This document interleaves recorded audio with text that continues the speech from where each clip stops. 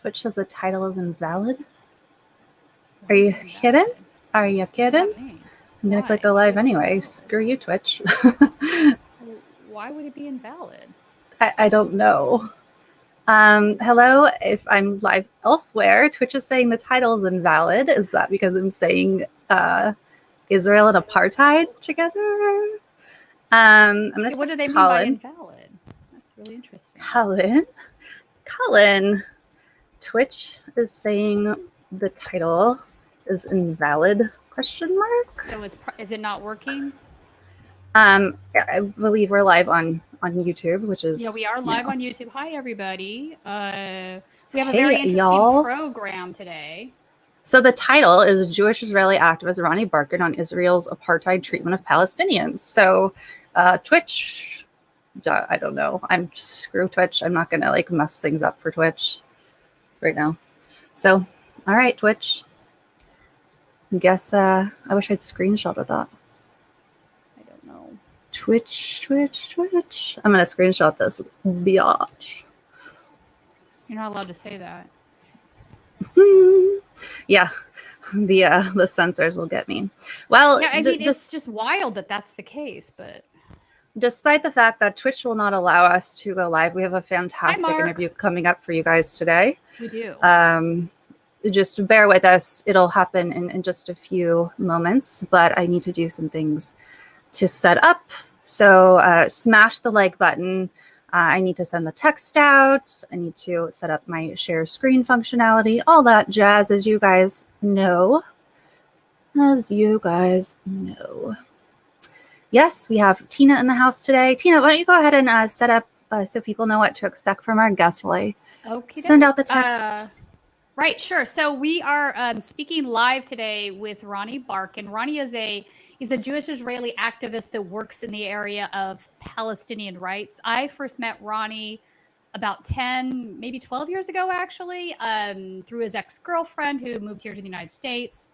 But Ronnie has been at this a long time. He will give us a very frank discussion on how he sees things and also a discussion from the inside of Israel. So it's an interesting perspective because it's one that you're not going to see or hear from on the mainstream media. So I think it's interesting for that. Right now, he's working on an action, he told me yesterday, where he's right now in London. He's not in Israel.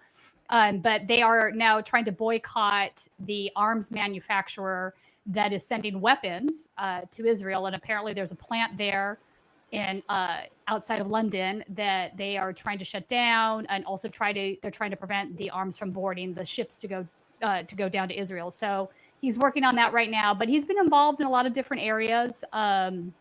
He's also traveled to Germany a few times to attend protests there.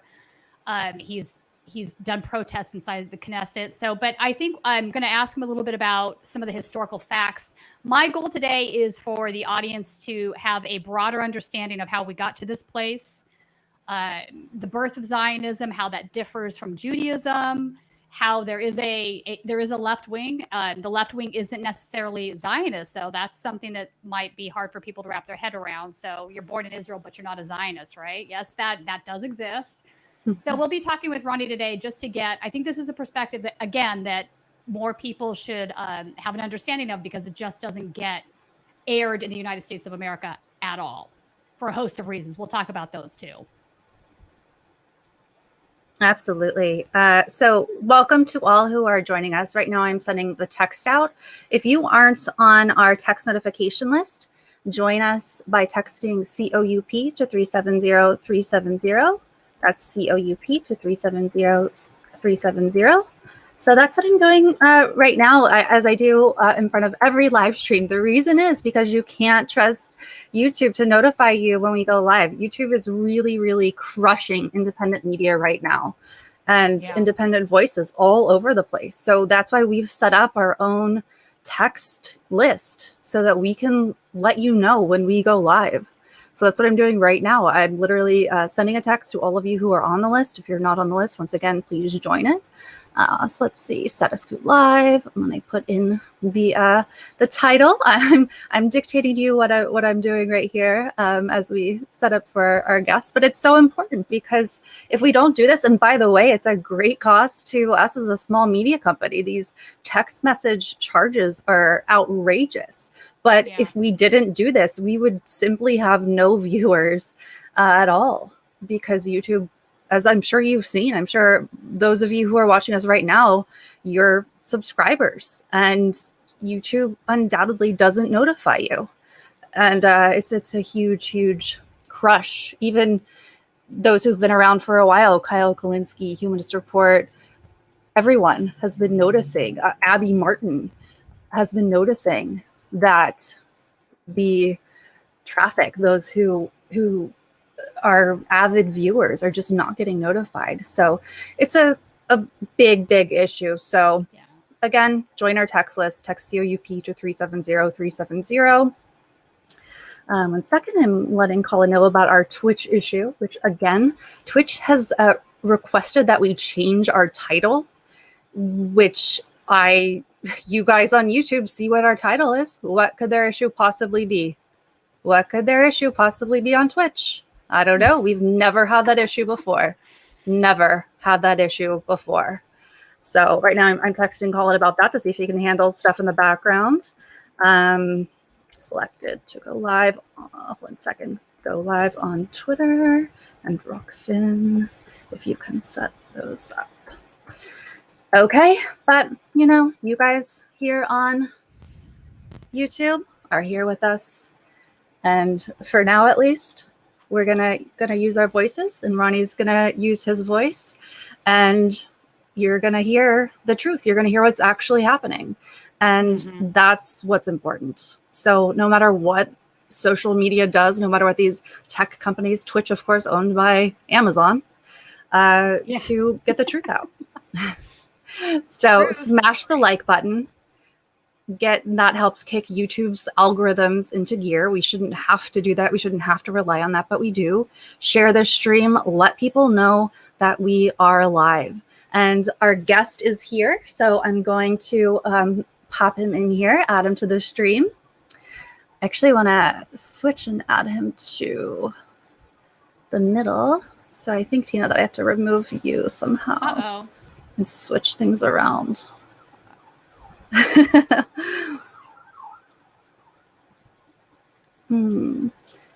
Yeah, there we go. Hi, Ronnie. Welcome. I'm Jen. So nice to meet you. There's Ronnie. So all of our viewers, I'm sure, are giving you a very, very warm welcome, and we're so glad to have you on. Ronnie is an Israeli Jew, as I think, from watching your other interviews, you introduce yourself typically as, I don't want to speak for you, but a privileged Israeli Jew. Is that correct, how you describe yourself? And what is that? Why is that? So yes. I don't put words in your mouth. That's how the state describes me, actually. So, I mean, my legal status in the Zionist race state is as a privileged Israeli Jew. I have an Israeli citizenship, but I don't have an Israeli nationality because there's no such thing. My nationality, according to the state, is Jewish. Nothing to do with religion, everything to do with racial, ethnic characteristics. And I'm privileged, of course, because this is what the state is all about. The Zionist state was founded as an apartheid state from the get-go in order to privilege people like myself at the expense of the others, especially if they are the indigenous people to that land. Hey, Ronnie, so let's talk about that for a second. So if you're an American and you have been taught to conflate Judaism with Zionism, because that's just what they do in the United States, can you explain to the audience what those differences are and why that's a poor conflation? No connection whatsoever between Zionism and Judaism. Is anti-Jewish in every possible way. And we can talk about the history of Zionism, which it stemmed from secular Jews from Europe, obviously those who left the Jewish religion, and they initially wanted to assimilate within European communities, and then they were not accepted, and then they created something else, which they define as Jewish nationalism. To be clear, there is absolutely nothing in Judaism to do with nationalism. There's no such thing as the notion of nationalism in Judaism. Judaism is theocentric. It is about God. If the state has any role, it is about serving. The state serves the practice, the religious practice. It is, by the way, an inclusive religion. Anyone may convert, not necessarily recommended, but anyone may convert. And the moment that they do so, they immediately become part and parcel of what's known as the Jewish nation, the Jewish people, equal members. The exact opposite applies to Zionism. Zionism is ethnocentric. It is exclusive by its very nature. It is for one and only one type of people at the expense of all the others, and it is all about the state, like fascism. It is actually even more about the state than fascism is, so we have to think about that. And it is about, if the religion has any role, it is about serving the state, not the other way around. So Zionism also, among the things that it did, it also uses and abuses Judaism in every possible way to justify its ill intentions and practices, and the religion is subjugated to the state, which goes against everything in Judaism. A leading scholar who was also a religious Jew, he was a Renaissance man. He had multiple PhDs and rabbinical records, and he was the editor of the Encyclopedia Non, Leibovich, Yeshua Leibovich. Maybe of the viewers are familiar with that name.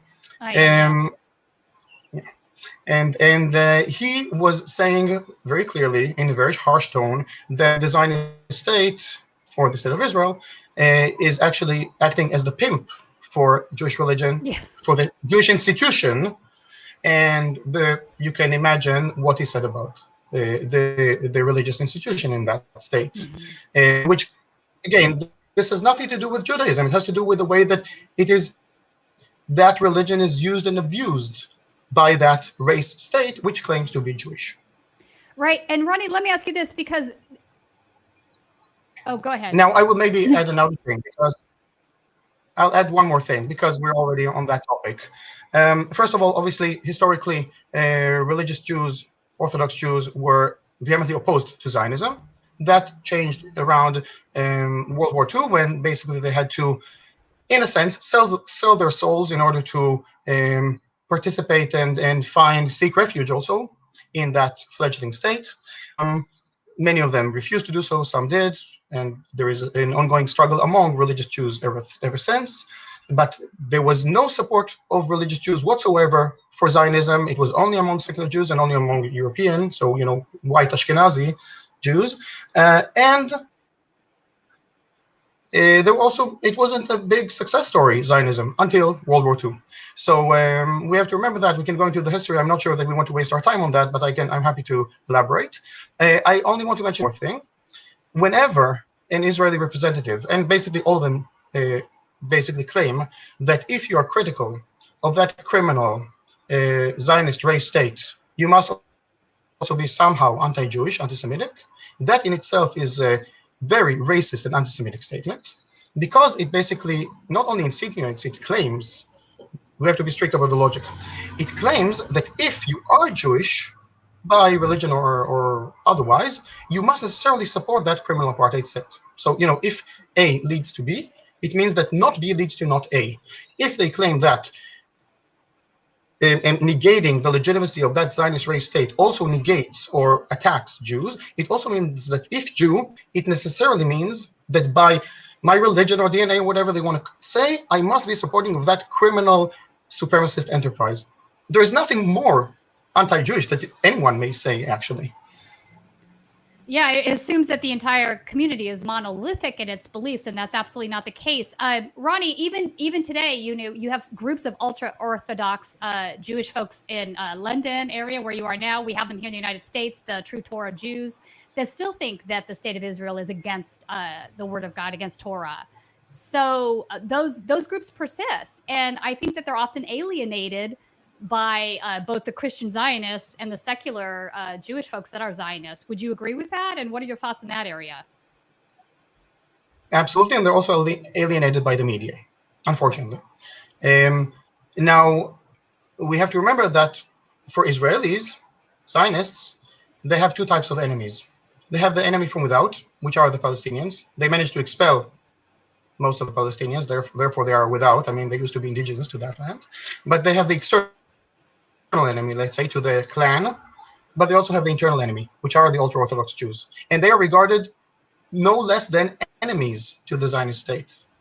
Again, I don't think we want to waste much time on that. I will refer the audience to an excellent book by Aki Or, who was a scholar and founder, one of the co-founders of Matzpen, which was the anti-Zionist group of the 60s in Israel. And he wrote a book titled The Un-Jewish State, where he bases all his arguments on the protocols from the Israeli Knesset, the apartheid parliament, and from the Israeli courts, the apartheid courts. Which were built as apartheid institutions by design. But apart from being apartheid institutions, they are also inherently anti-Jewish. And whenever there is this question of what does it mean to be Jewish and how do we interpret it and so on, they always find themselves in a bind. And these are very interesting protocols to read, and his analysis is fascinating. So this book is available, like all of his books are available for download at akiobooks.com. Please go and check it out. Okay, cool. Let's talk about the apartheid state for a second, because there is a lot of people that don't understand that Israel's apartheid state. They think that that's an attack, an anti-Semitic attack, because that's what the Haspara, the propaganda is. So can you explain to the audience how it is that if you live in like the West Bank or Gaza, you are usually tried, for example, under military court, not the Israeli court laws. It's a different set of laws. Explain to me all the different, and the audience, all the different ways in which apartheid does exist within the state of Israel. Yes, thanks for that question. I mentioned before that Israel was built as an apartheid state from the get-go, from the very first day of that state.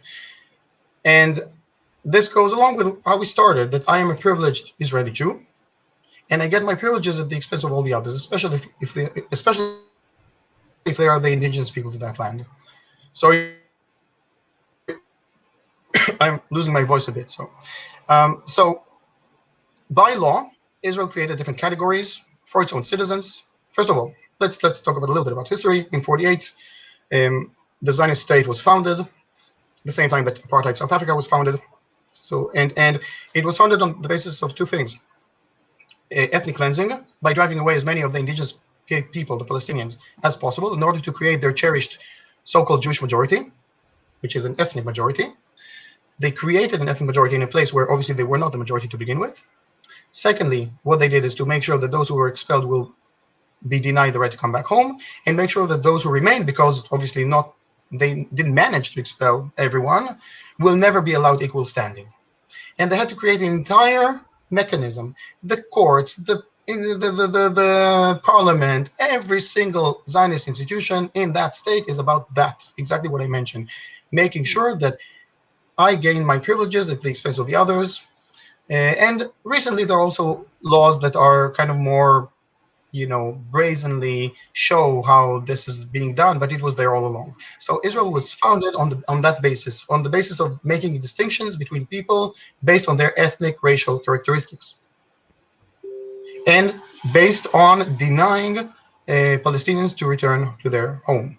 Right. Okay, today there are 6 million people, 6 million Palestinian refugees today, yearning to come back home. The vast majority of Gaza are Palestinian refugees from 1948, from inside what is regarded as Israel. So this is how it was founded. Then these institutions have developed, they legislated laws. The very three first laws that were legislated by the state of Israel have the term Jewish in them. Again, I'm trying not to confuse the audience. It's not about religion, it's about ethnicity. So, right. And these laws discriminate by law between those of my background and the others, including obviously not allowing return to those Palestinian refugees, while anyone who is deemed Jewish around the world may have free access and gain citizenship in an instant. And later on, many more laws were legislated. Nowadays, we have well over 50 laws that are and basically depend on these former laws, and they are all racist based on this distinction. So my nationality is Jewish, not Israeli. If there was such a thing as Israeli nationality, it would mean that there would be some level of equality, some common ground among its own citizens. And that goes against everything the state of Israel is about. Later on came other forms of discrimination and oppression, etc., including, obviously, the occupation of the West Bank and Gaza Strip, including East Jerusalem, including the Golan Heights, which is Syrian territory. You know, the West Bank and the West Bank and East Jerusalem are all part of the West Bank. Only that Israel chose to annex East Jerusalem. It wanted that. It didn't want so much the West Bank at that time, so they left it as occupied military territory, militarily occupied territory. But East Jerusalem they were more interested in. So they cut that segment and they annexed it. Now, what do? You know, they are quite ingenious. There's a lot of ingenuity going on. So they created a new legal category. So now we have people who are, at the very least, you have people who are citizens, and we have the privileged citizens, we have the underprivileged citizens based on their ethnicity, based on their nationality. Then we have people who have been annexed in '67, and they are not citizens. They are regarded as residents, Right. permanent residents, but their situation is really not permanent. They live in a very precarious situation. For example, if someone from East Jerusalem, whose family has been living there for generations, goes to study in the US and they don't return for a couple of years, they may lose the right to ever come back home. Wow. If they marry and their spouse is living in Ramallah, which is, you can see from Jerusalem from Ramallah, it is that close. If their spouse is living in Ramallah, they will not be able to bring their spouse to live with them in Jerusalem. They will have to go to Ramallah. If they stay there for too long, the state will say that they move their center of life, and therefore they will lose their right to ever go back home to Jerusalem. So they are living in a very precarious state. These are the Jerusalemites, and this is also what's happening now in Sheikh Jarrah. Sheikh Jarrah is also, there's another legal battle going on that we have to touch on, but I won't complicate it too much at the moment. And then we have all the different forms of occupation: the military occupation of the West Bank and the military occupation of Gaza. The West Bank is under strict military occupation, with people lacking every freedom, including freedom of movement and expression, etc. Also lacking the right to life in many cases. And Gaza is a concentration camp, which was not built in '67. It was occupied in '67. It was built by the Zionists in '48. That's in '48, right. As I mentioned, Palestinians were expelled from their lands. The whole southern area, the Nakab area, Bir Saba, what's called Beersheba today, and the rest of the southern area territory, people were basically driven towards that area that was designated for them, which was the Gaza Strip. And it was created as a warehouse for surplus humans that they did not want. And these people have been stuck there basically ever since and denied the right to come back home since '48. The situation deteriorated after the military occupation of '67, when there was also military control over that land. So instead of being under Egyptian hands, it became under the Israeli military, and the situation deteriorated even further about 20 years ago when Gaza went under siege because they dared to democratically elect a party not to the choosing of the US and Israel. And ever since, they are under harsh, brutal, barbaric, monstrous military occupation, not occupation, military siege, where everything is controlled by Israel. And I want to elaborate on that, just if I may. Yes, absolutely. Israel, first of all, the water situation. We know that over 95% of the water in Gaza, and I think it's even worse these days, over 95% of the water in Gaza is not potable. It's not fit for human consumption. This is not it is also a humanitarian crisis, but it is not only a humanitarian crisis.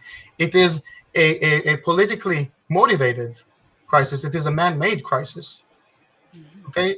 The situation could be reversed any day, but there is this decision taken by the Israeli authorities, who control everything, land, sea, air, and everything that's happening in Gaza, to not supply the basic needs like fresh water to the people in that, what I call the concentration camp, and I stand by that definition. Also, Leibovich, that I mentioned before, he also referred to Gaza as a concentration camp, and that was before the siege. Secondly, another way to show how Israel is controlling Gaza, and I would like to give a shout out to the excellent film that you were discussing yesterday with Abby, Martin, Abby's and Mike's film film about Gaza. Yes, please go and watch it. It is Wonderful. phenomenal. Gaza Fights for Freedom. Yes, Gaza Fights for Freedom. And so another form of control over the people of Gaza is that the Israeli authorities, the Ministry of Defense in Israel, has actually formulated formulas for counting the caloric intake for the people of Gaza. Right. Yeah. Right. Can we talk about This that is as for a far as second? they go. 'Cause that's And when this just- was challenged, it was taken to the Israeli courts. Yeah. Yes. This was taken to the Israeli courts. And the Ministry of Defense had to submit these tables and formula, mathematical formula, where they calculate how much calories each Gazan is entitled to. Obviously, it doesn't go per person, but it is a statistical thing. In their defense, they said we never implemented it. We only, calculated it. But this goes as far as saying that Gazans, for example, because of what's called cultural differences, Gazans don't need so much fresh fruit and vegetables. They need more sugar and oil and white flour. This is the extent to which these formulas go. Okay, let's say they never implemented it. Let's give them the benefit of the doubt. Just think about the type of thinking, again, in these air-conditioned offices in Tel Aviv, of these monsters who are deciding on how many calories people, the 2 million people in Gaza, half of which are youngsters, will be allowed to eat, and what type of nutrition they will have.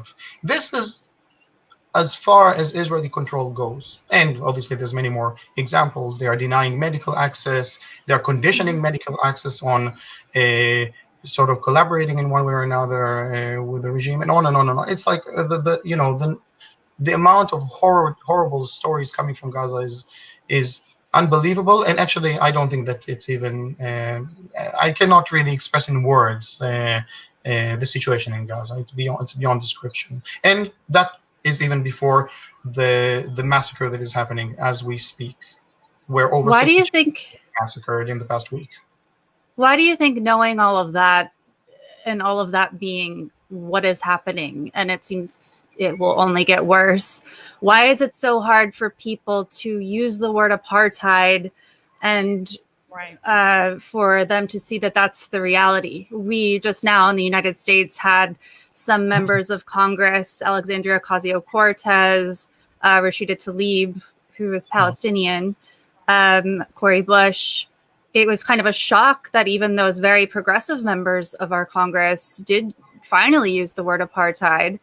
But it seems so many. And in fact, we tried to go live on Twitch here, which we regularly do, and it was blocked because we used apartheid in the title.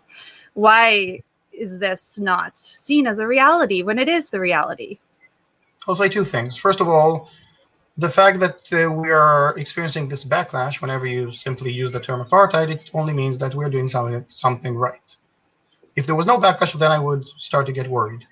Secondly, the so-called progressives and others who talk about apartheid, usually they only refer to the West Bank and Gaza, what I mentioned before, and the situation is horrible and this has to stop, and there's lack of basic freedoms, including the most basic rights, including the right to life.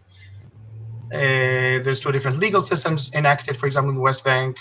I don't know if we want to go into the details. It's a very clear case that there is apartheid in the West Bank and Gaza. But Israel is not an apartheid state because of that. That's just the whole occupation of 67 is nothing more than a symptom. I'm sorry to say this because people are being massacred as we speak in Gaza. So I don't belittle it. I'm not downplaying the horrid situation there. But this is not even the main issue. Let's talk about the main issue. The main issue is that those who have been expelled in 1948, and also some have been expelled later on in 67, are denied to this day the right to come back home, and they are scattered everywhere around the world these days. They are denied the right to come back home for one and only one reason: for the crime of wrong ethnicity. Because they were not born to my ethnicity, whatever that means, because no one can really define it, they were born to another type of ethnicity. This is why Israel is an apartheid state. No one who speaks about apartheid in these platforms, definitely no one who gets airtime on CNN or gets to write in the New York Times, are among those who speak about the real case of Israeli apartheid, which didn't start in 67, it started in 48. Actually, to be frank, also the military occupation didn't start in 67. It's just the latest in the cycle of occupations. Those who were basically citizens of that state in 48, who became Israeli citizens all of a sudden, those Palestinians who Israel did not manage to expel from their homes, were military subjects until 1966. People conveniently forget that because it's inconvenient, because they want to lend some legitimacy to that race state within its limited borders. They were military subjects until 66. There was 1 year when there was possibly no occupation. I don't know the exact details of what happened during that year. And then the occupation was exported to the West Bank and Gaza. So we have to be very clear here that actually, according to me, the only way to talk about the Zionist-Palestinian conflict, which is not even a conflict, but just for the sake of argument, because I don't want to confuse the audience too much, let's call it a conflict. The Zionist-Palestinian conflict deals with 21 million people, stakeholders. 7 million are among my privileged group, those with Israeli citizenship and so-called Jewish nationality. There are another 12 million people, half of which are in forced exile for the past 7 decades.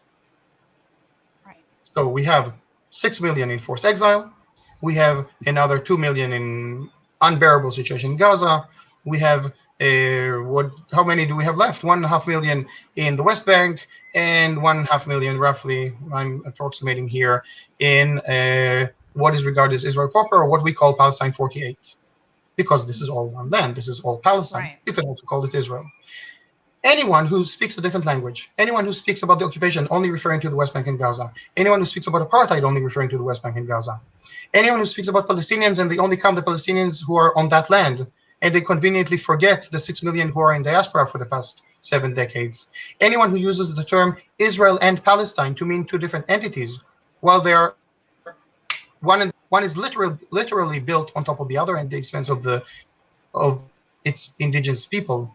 Anyone who speaks about Israel as some form of a democracy, though it has not an iota of democracy, and I can explain that. If anyone, I can go on and on.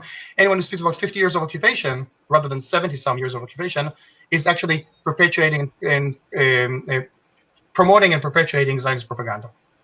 So the only discourse that I accept is that which speaks about the entire land, that which speaks about all 21 million stakeholders, 12 million of which are Palestinians, and then we can talk about what do we do from here.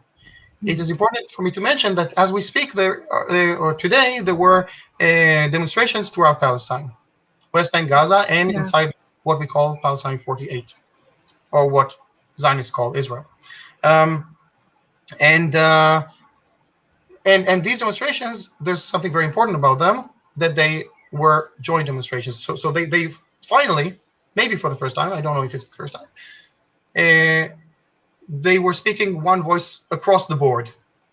There's many differences between the communities, political ties, etc., but they were speaking one voice across the board. All Palestinians within Palestine were demonstrating today, or at least were on strike today. That is a very important achievement. I want to ask you something. So you mentioned that I know we want to move on to some of the things you're working on now, but just for clarification, because again, the United States, we don't get a lot of discussion about these things in the media. So Gaza, you mentioned, was basically a refugee camp from the initial 1948 Nakba. So this was when Irgun, Haganah, these were Jewish paramilitary groups, came in and cleared the land out for the settlers. And this is pretty much where they landed. I want you to elaborate for a second on the fact that they can't leave. So people need to understand that the people in Gaza that have been there for several generations now are stuck there. They can't leave by sea because they will get killed. They can't leave by land. I think there's one exit to Egypt, one into Israel. Both are heavily guarded. So it's a prison. I mean, how is this not a prison? So how does that get rectified, and how can they pretend that it's something other than what it's not? Because it seems that that's the case. If you bring this up to anybody that's like strongly Zionist, they have a million different ways in which they try to justify what's happening in Gaza, and I just don't see how it's justifiable. What I refuse to justify is giving any legitimacy to their forms of the justifications, rather than just telling them, to get real or to get out of here. So basically, if people were able to flee Gaza, they would do it over the past 7 days. Exactly. There They are can't leave. bombs raining on Gaza. People are hiding. Basically, they have nowhere, literally nowhere left to hide. I have personal friends in Gaza. They are obviously their homes have been bombed. They partly damaged. They are finding refuge wherever they can, which is mostly schools and hospitals. The hospital, compound, the gardens of the hospital, and there's masses of people there.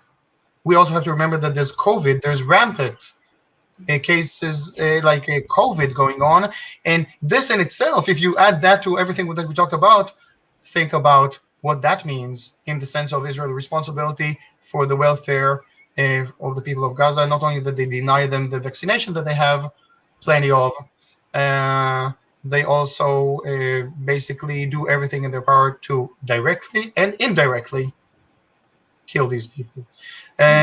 So people are finding refuge, if you can call that refuge, at the compound of the hospital or the schools, and praying that these will not be bombed. I know that Israel actually notified the UN that they will bomb a couple of such hospitals, etc. I know that I believe that it was about 13 hospitals that were bombed in the previous assault on Gaza. I don't know. I don't want to say numbers that I don't remember exactly, but the vast majority of hospitals have been at least damaged, if not ruined. And we can go on and on about that. Like these were targeted. I mean, Israel has precision weapons.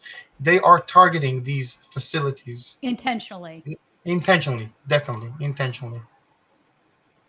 Ronnie, also, everything is being surveilled by drones, etc. And this leads us to what I'm doing here in the UK. It's just, this is just wild. It's terrible. And before we get to, I have one more question for you about this before we get to what you're doing in the UK. So recently, Netanyahu, who is a parliamentary form of government, so they have to build a coalition. He's trying to stay in power. He welcomed back Kahanist into the party. And I don't know that a lot of Americans understand how absolutely insane that is. Can you talk a little bit about that? Yes. I'll give you the long answer, if I may. Please, yes, because I think this is a really important part of the conversation, because it really exemplifies how far gone the Likud government really is, and how deeply insular they are, that they don't understand how detrimental that is. Yeah. So as far as I'm aware, there are only two types of Zionism: the honest Zionism, honest Zionists, which are racist and proud of it, and the more racist, the more honest they are, by the way, less trying to hide behind niceties, some sort of a humanistic or liberal discourse. And then you have the other type of Zionism, which is the self-proclaimed liberal Zionism, Peter Beinart and all that lot. And they come up with a whole other discourse which tries to sugarcoat Zionism, which tries to sugarcoat that deeply racist, supremacist character of that state and society. Unfortunately, the society is very much in support of what the state does and represents. And they try to claim that they are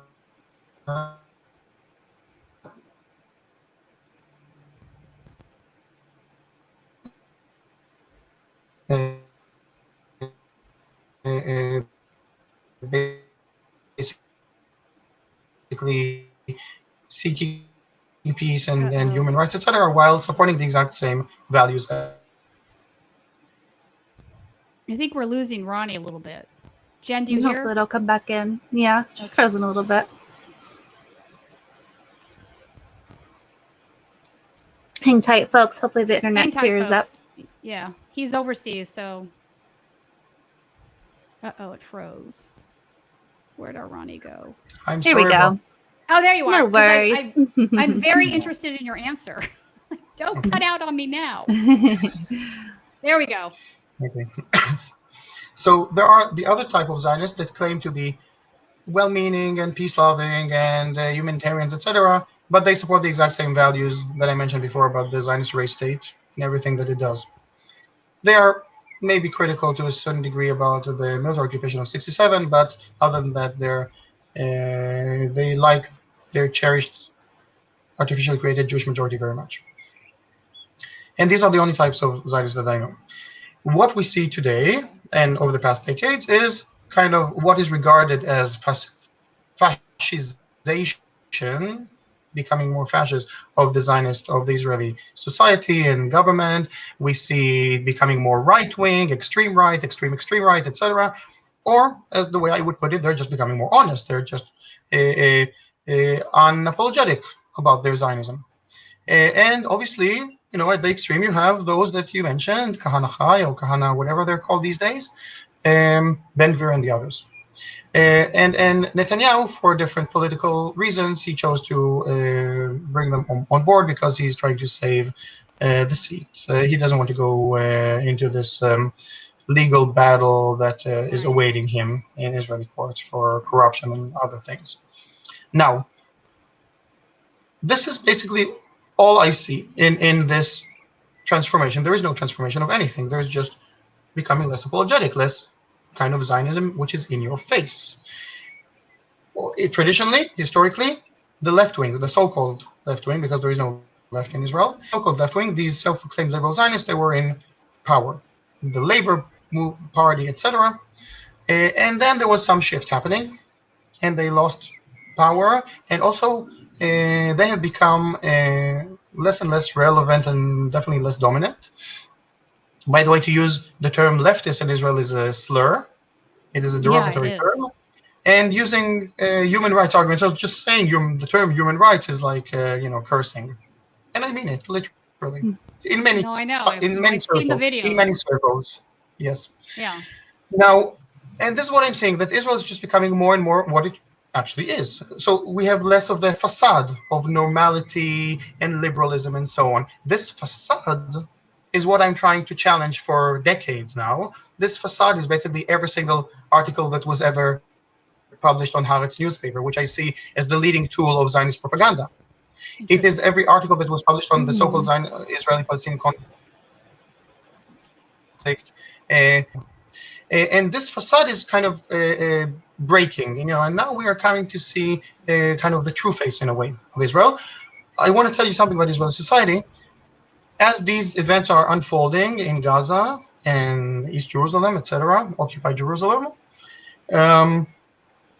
we have people, brown shirts, roam the streets in Israel, who are carrying weapons. They are many times walking, escorted by Israeli police, and this is all documented. And they are, for example, throwing Molotov cocktails into Palestinian homes in Jaffa. Wow. I know that they went to Lid, occupied, ethnically cleansed Lid, now called Lod. I should mention that the airport, which is Tel Aviv airport, it's not in Tel Aviv, it's in ethnically cleansed Lid. That very spot of the airport was cleansed. These people went to Lid again, armed, etc., and they basically designated roles to each group, and they went and they were marking homes and cars of Palestinians, and in the attempt to obviously do something about that later on, when they're less visible, maybe under the guise of darkness, etc. We have these cases. By the way, we documented these in the previous assault on Gaza in 2014. We were kind of infiltrating, in a way, these Zionist demonstrations, far-right demonstrations. And I remember, I can share with you a video where you have these Israeli demonstrators walking in the streets of East Jerusalem, stopping cars and checking whether the driver is Arab or not, and with the intention to beat up these drivers. Luckily, they didn't find an Arab driver that evening, at least during that time when we were walking and filming them. These are expressions of Zionism. They are not rotten apples. They are not, something that is kind of outside of the sphere of the Zionist discourse. They are what I call more honest, Zionists, and these are the consequences of establishing and establishing a race state and having a whole society basically being educated in that race state on these racial principles. I would say that the Zionist race state,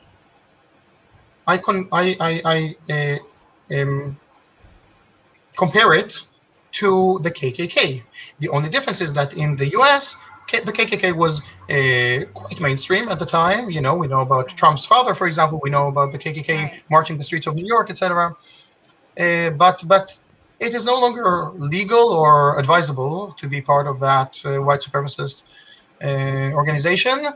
There is a constitution, not a great constitution in the US, but nonetheless, you do have a constitution. There is some basis. Slavery is not legal. It hasn't been abolished. It is only migrated into the prison industrial complex, and Michelle Alexander talks about that, and on and on. So, but on the face of it, there is some basis for equality that you can build upon, and I wish you luck. At the same time, the exact opposite applies to Israel. There is no basis of equality, and there can never be a basis of equality. The basis is that we started with, that I am privileged by law. Not because I regard myself as Israeli or Jewish. I don't care about these things. I'm a human being. That's more than enough for me. I don't regard myself as Israeli or Jewish. I really couldn't care less about these issues.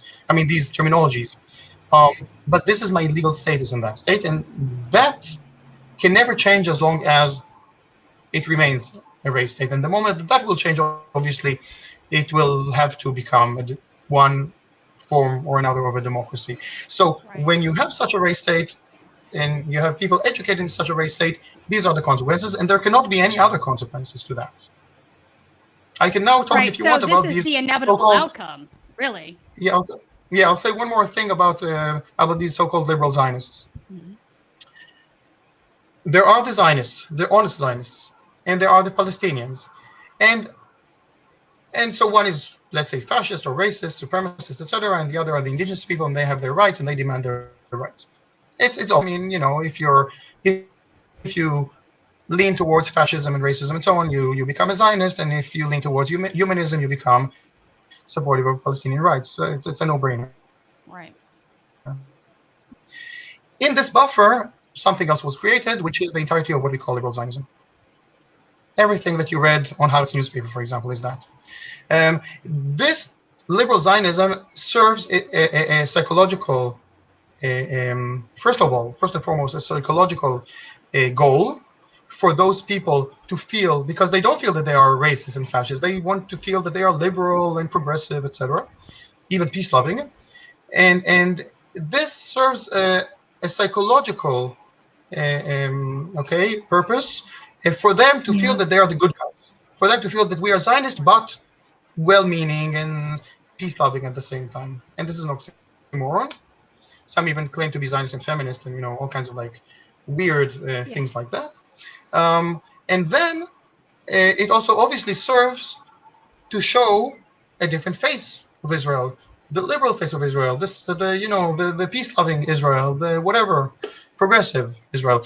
And this type of discourse is probably the most dangerous of them all, because this type of discourse is the one that lends legitimacy to a state that is based on the exact same principles of the KKK.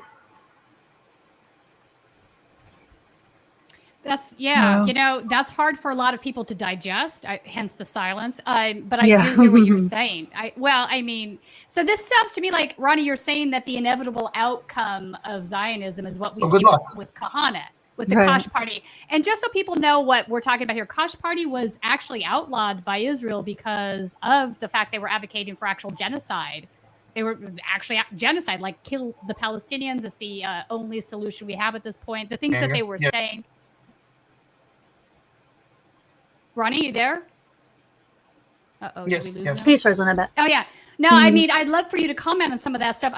One of his followers was responsible for a horrible massacre where, mass shooting of Palestinians at the mosque. So, a lot of violence associated with that. Yes, definitely. I will say that, first of all, indeed, Kach is less apologetic about their racism, and they are saying, we don't want to forcefully transfer people, but they were Kahana was actually advocating for transfer. He wasn't the only one. They called it transfer back in the day.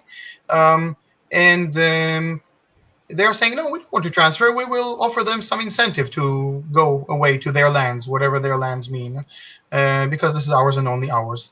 That's kind of the theme of it all. This is ours and only ours. Some of them are benevolent enough to say, yes, if you play by our rules, if you agree to be subjugated, etc., we'll let you stay under our conditions. And some of them say, no, you have no place here. So this is as far as the discourse goes among these groups. They are also taking measures in order to terrorize Palestinian neighborhoods in East Jerusalem, for example. There's ample evidence of that. There's videos that I can share later, etc. And now, I'd like to say also something else about their honesty. When Israel legislated the anti-BDS law, that was 2004, if I'm not mistaken. Israel legislated a law saying that basically myself calling on you to boycott Israel, please go and boycott the state of Israel, the criminal apartheid state of Israel. That is illegal. And there would be some consequences to that.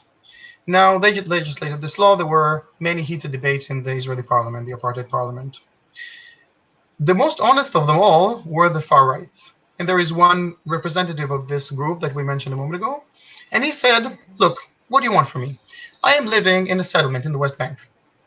What you call a settlement. I'm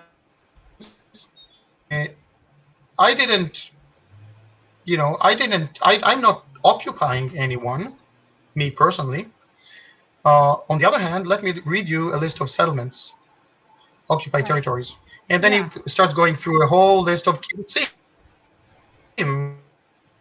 these so-called socialist experiments, right? Every single kibbutz that was founded, almost every single kibbutz that's founded after 1948, after the ethnic cleansing of Palestine, is built on top of a Palestinian village, which was ethnically cleansed and then taken over by the kibbutzim. This was the largest land grab in Israel, both from a social perspective and from the political Palestinian perspective. This was a tragedy. He goes through a list of kibbutzim. He obviously talks about Tel Aviv and its neighborhoods. Tel Aviv University is built on the village of Shachmones. The staff house, the faculty house, is actually belong to like one of the rich families of Shachmones, which is still standing and used for functions of the university and on and on. The Tel Aviv municipality is 200 meters away from the village of Sumail, a small village within Tel Aviv. Tel Aviv had actually 7 Palestinian villages there that were all ethnically cleansed, and obviously the mother city of Jaffa. Not only that it is one of the oldest cities in the world, it was also ethnically cleansed in 48, and as I mentioned before, I mentioned before that Gaza became basically a storehouse for refugees, and also many of those people from Jaffa also found their way to Gaza. So you have that story, and about, I think, 80% of the people of Jaffa became refugees. This is how the state of Israel was founded. Jaffa was a thriving city, thriving multicultural cosmopolitan city. They had, Jaffa oranges. That was the brand name around the world. It was basically the most known brand around the world, probably more than anything else. They had daily newspapers, cinemas, you name it, hospitals. Everything was basically turned on its head in 1948 when the Zionists bombed the place and occupied it and made it into greater Tel Aviv. That's the story. So those so-called liberal Tel Avivians are literally living on top of Palestinian villages. And if you look carefully, and I sometimes do that when people come to visit Tel Aviv and they want to experience something different than, say, the occupation of the West Bank or the harsh reality of Jerusalem, and they think that Tel Aviv is like nice and fun and liberal, and I say, okay, let's do the alternative tour of Tel Aviv, and then I show them all these different Palestinian sites. And you only have to scratch the surface, and all of a sudden, it's there in its full glory. So in that discussion in the Israeli parliament, that far-right parliamentarian actually was being honest. Probably the most honest of them all. He said, what do you want from me? You guys are the settlers. I only I only went to live on a Palestinian territory, not on top of, not expelling any Palestinian from their land in 67 or later. You guys have been doing that since 48, and you call yourselves liberals and peace-loving. He might have a point. Wow. I've heard some have hope that the younger generations will have their eyes opened, but do you think that that's true, or is that just more of the liberal Zionism, that it's maybe easy for these younger generations to just kind of live their life in Tel Aviv and, go to college and kind of just be happy and think that everything's fine and kind of bury their heads in the sand? Or is there a chance that they'll see what's happening? Will they see the light with what's happened this past week? Is there any hope in your opinion? Obviously, if they listen to Israeli media or US media, they will not know what's happening in Gaza. Not really. If they make an effort, they will. Unfortunately, most Israelis, I tend to think, are not monsters, as I said before. Yeah, of course. The officials are, the representatives definitely are. But most Israelis, they are apathetic. They don't know, and they don't want to know, and they actively not know what is happening. They take active measures in order not to know what's happening around because of that psychological phenomenon. If they would realize what is happening, their entire identity will be shattered in front of their eyes, and this is very difficult to do psychologically. So most people unintentionally, unknowingly, find other ways around it. So they tell themselves stories, and there are very compelling stories, which are the stories that Peter Beinart tries to sell the public. I just mentioned his name because I heard that he published yet another Zionist apologia, which claims to support Palestinian rights, but he never supports Palestinian rights. He supports something that is very detrimental to Palestinians, which is something that tries to lend legitimacy in all kinds of convoluted ways to the Zionist race state. So psychologically, it is very difficult for people to understand that everything about their identity is a lie, that they have been lied to all along, and actually they're not the good guys in this story. This is a very difficult realization. The moment they realize that, everything is very clear. They become activists in a heartbeat. That's true.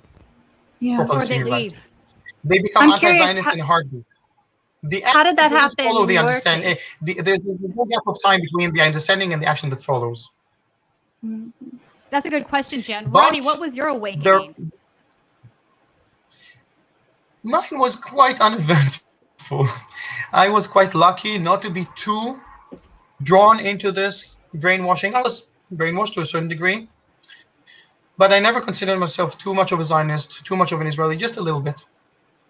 I never really wanted to go to the army, but then again, I couldn't convince myself not to go into the army because we're being trained that we are some sort of a parasite. I would be some sort of a parasite or a traitor if I wouldn't serve my country.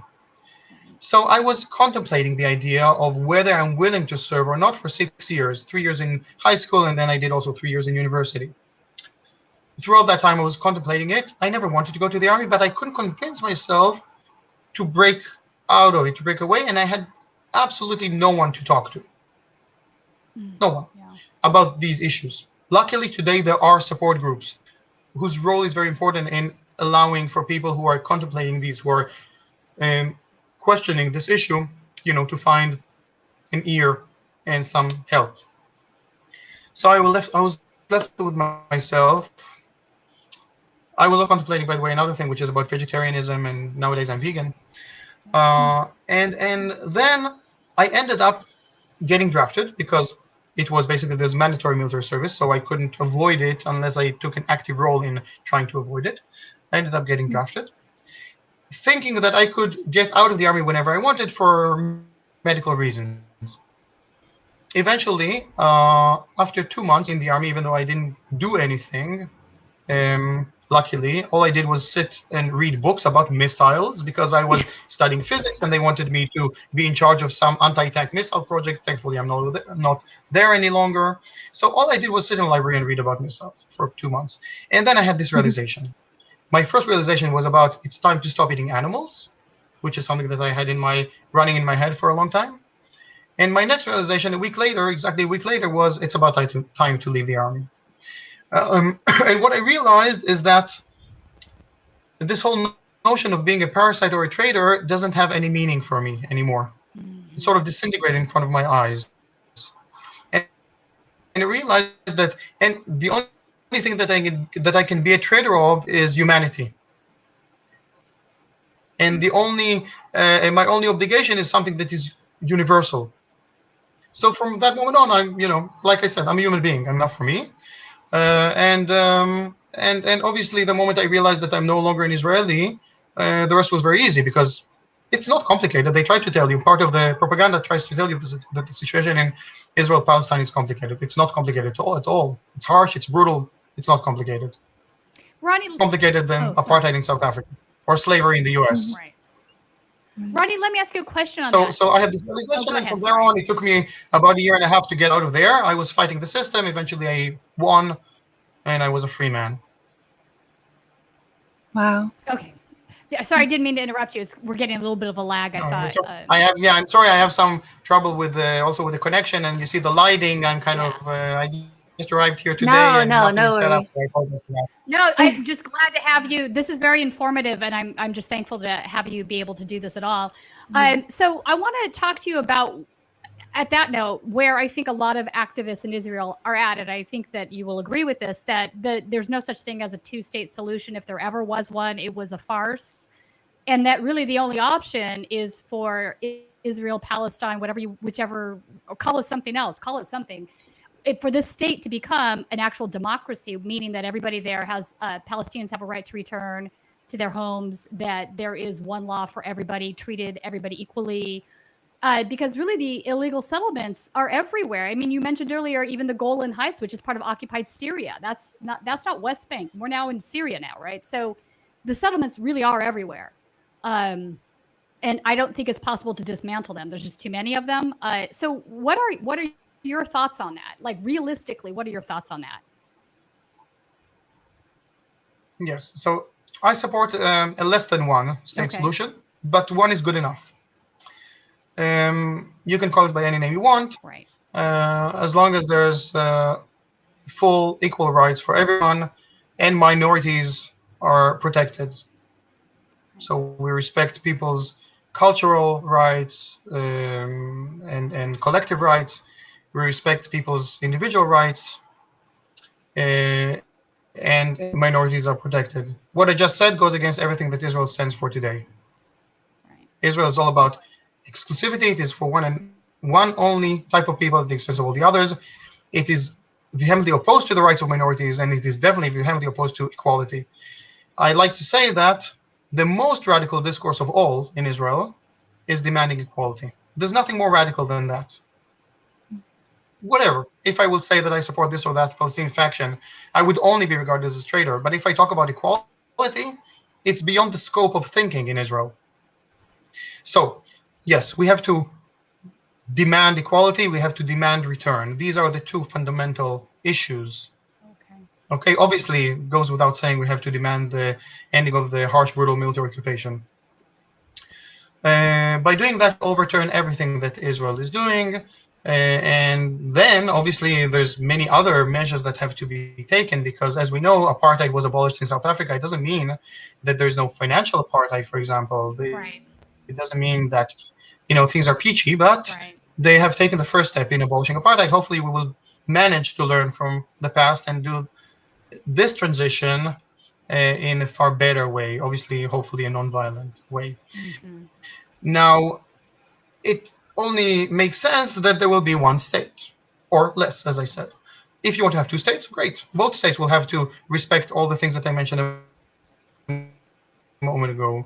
Full return, equality, rights of minorities, and on and on. What those people who speak about a two-state to establish a Palestinian state, it exists, by the way. It's called Israel or Palestine, it exists.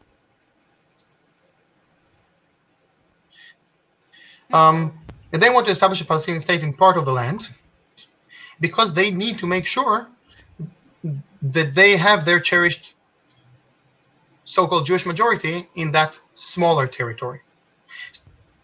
So they are dependent to have as many of them there and not here. Mm.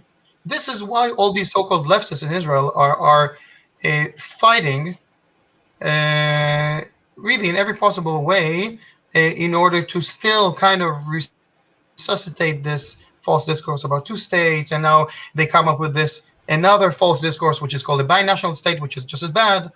And I can explain why if you like, and on and on. And we have to understand, and I love using this quote by Ami Ayalon, who is somehow regarded as a peacenik in Israel, even though he was the head of the Shin Bet, the Secret Security Service.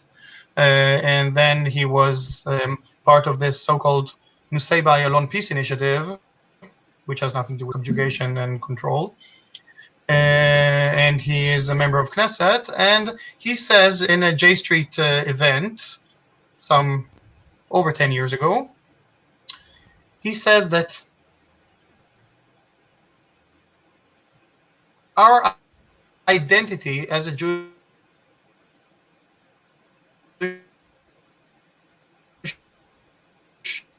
I think we lost Ronnie. Democracy is crucial. And in order to maintain that identity, establish a Palestinian state. I hope that you can hear me. We must establish a Palestinian state.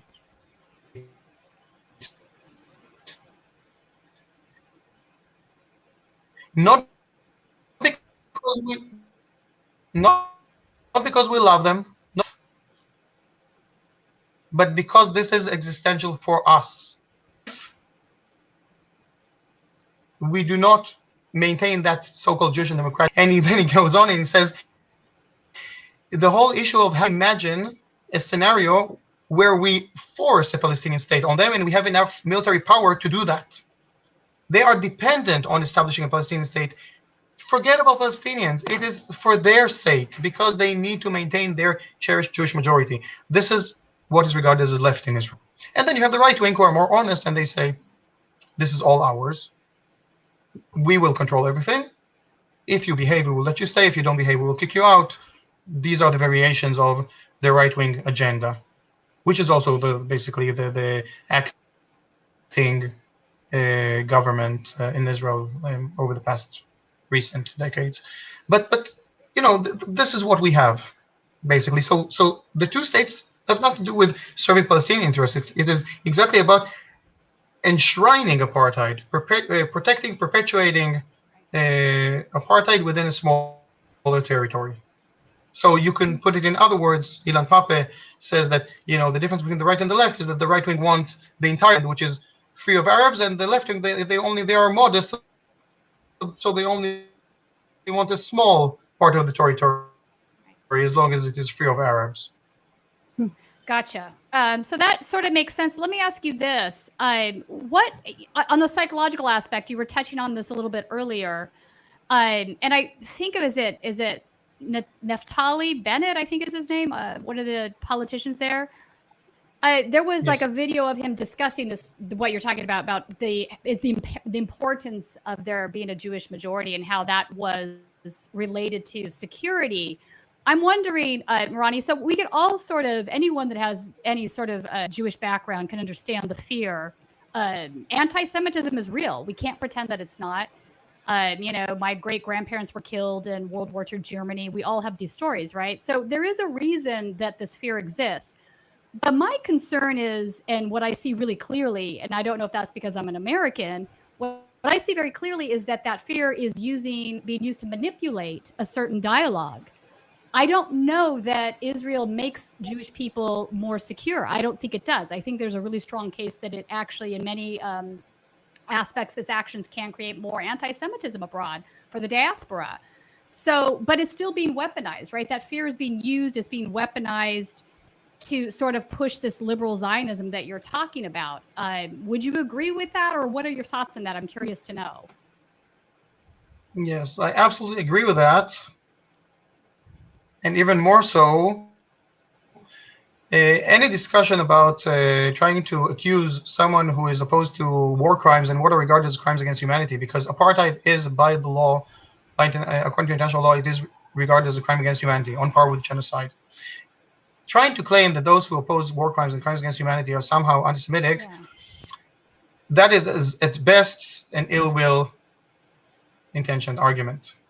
I'm not wasting my time on that. I'm like, I only deal with serious arguments, and this is just another way of distraction, and I couldn't care less about these type of argumentations.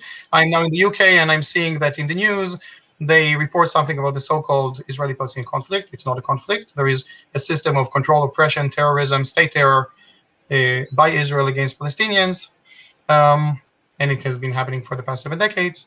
And other than when they report about this so-called conflict, they immediately segue into, yes, and there were like 4 cars in London who were making some anti-Semitic slurs against Jews. Okay. So when some people had indigestion, how? That's a great example of what I'm talking about. Yeah.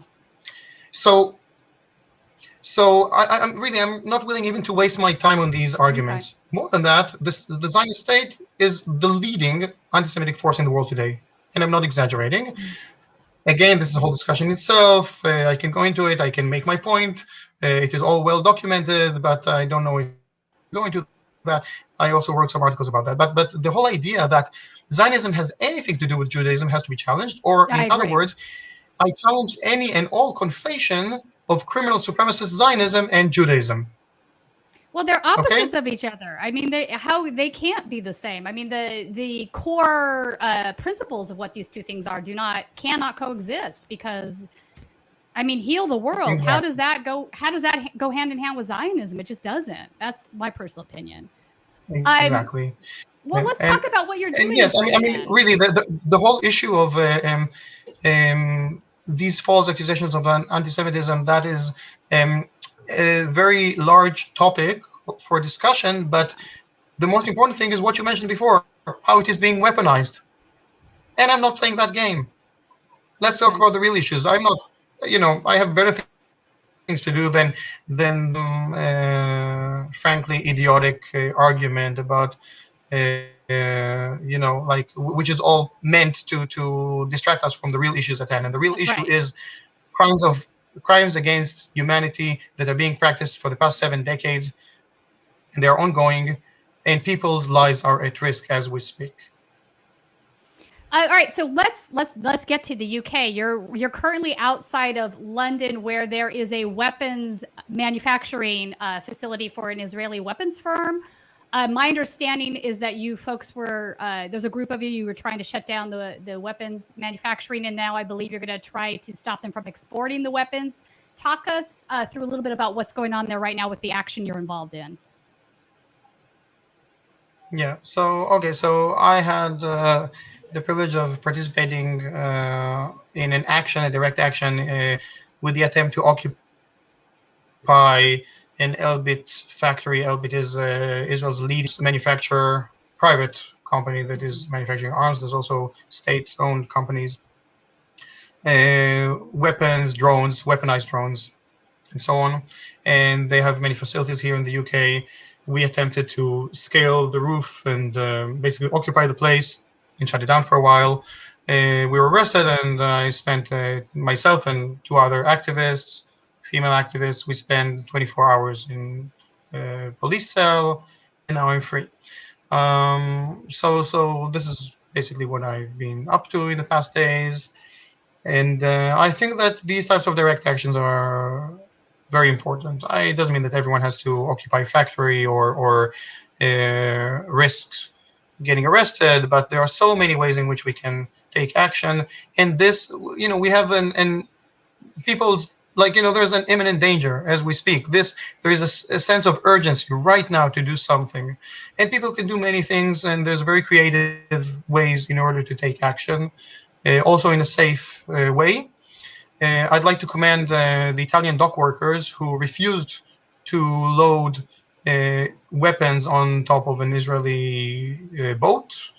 And I remember that in the previous assault on Gaza, there were several places in the US also where they had this block the boat actions, where they were basically blocking Israeli boats from docking and unloading.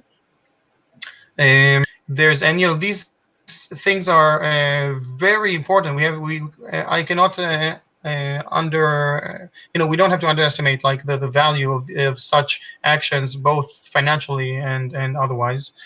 And there's all sorts of other activities that people can take part in. So I just urge the audience to, at the very least, go to demonstrate, speak up, talk to the media. At the very least, ask them, why aren't you reporting about what is really happening? The bombs raining on Gaza, the death toll, the ongoing assault on Palestinians. When we talk about Gaza, many people like to think that, for example, there was, that a few years ago there was the Gaza March of Return, where Palestinians were shot with live ammunition on the fence of this concentration camp. There is no border. When they say Gaza border, that's another lie that's being perpetuated in the media. There is no border. There's a fence. It is heavily armed. People who try to cross it, people who are actually hundreds of meters away, are being shot. Sometimes even with remote control systems, they're being shot. So these people from Gaza who tried to go back to their lands, to their homes in 1948, they were shot. There was duck shooting of these unarmed demonstrators. Many people, some of them claim to be pro-Palestinian and so on, were portraying these demonstrations as if Gazans are demonstrating against the siege, the barbaric siege of Gaza. They were not. They were also demonstrating against the siege, but it's far greater than that. They're demonstrating for the right to return home. So I insist on putting things in context. What is happening right now in Gaza is unbearable. It is monstrous. It is really, there's no words to describe. And myself, as coming from among the privileged group, I'm even in less of a position to talk about that. Okay, the people that we have to talk about, to talk to and to listen to, are the people who are suffering right now. But other than that, there's the greater story, the one that started in 48 and hasn't stopped for a single moment. Ethnic cleansing hasn't stopped. State terrorism hasn't stopped. Colonialism hasn't stopped. And this is something that we have to oppose today, but also for the rest of the year. Now there is a sense of urgency. So now I'm calling on people, since there is a sense of urgency, to take action, to do whatever is in their power. For example, if they're, I don't know, if they're somehow of Jewish descent, they can go to the Israeli embassy and they will be let in, and they can organize some sit-in or do something like that. They can obviously demonstrate. They can, I told you, like, you have all kinds of the dock workers and other organizations that they can take collective actions, and I think that all of these are very important. We should not belittle the way that this affects the rest of policy making. Things do not end in one go. There is this kind of accumulation of events, and I do believe that we are on the right path, even though the situation seems hopeless and unbearable. We are making strides, or making steps in the right direction, in order to end this system of oppression and finally reach a situation where we have equality, freedom, and justice for all the people of that land. Yeah. Jen, should we look at some of these questions? Yeah, of course. Before we do that, I wanted to mention or emphasize, in speaking of, those who kind of bury their heads in the sand, Americans are certainly complicit in that. We, of course, are responsible for sending almost $4 billion a year to Israel. Weapons deals. Biden just approved yet another weapons deal. $735 million. On the same day as all this week, over 200 Palestinians, including over 60 children, have been murdered by the IDF, and here Biden is continuing to approve. And so, as Americans, and speaking of what we can do, money talks. And so, putting pressure on Joe Biden and our government is something that a lot of activists are speaking to the American people to do. So this is something that we all have to kind of rally around, and it's not just on Israelis, for example, to do what you can. It's our government is funding. If Joe Biden would pull the plug and say, you got to stop killing Palestinians, or we won't give you these billions of dollars, that would make an enormous difference. So I just want to visit the U.S. Some years ago. I told a friend that I'm coming to visit the mainland. Israel, for every intent and purpose, is the 51st.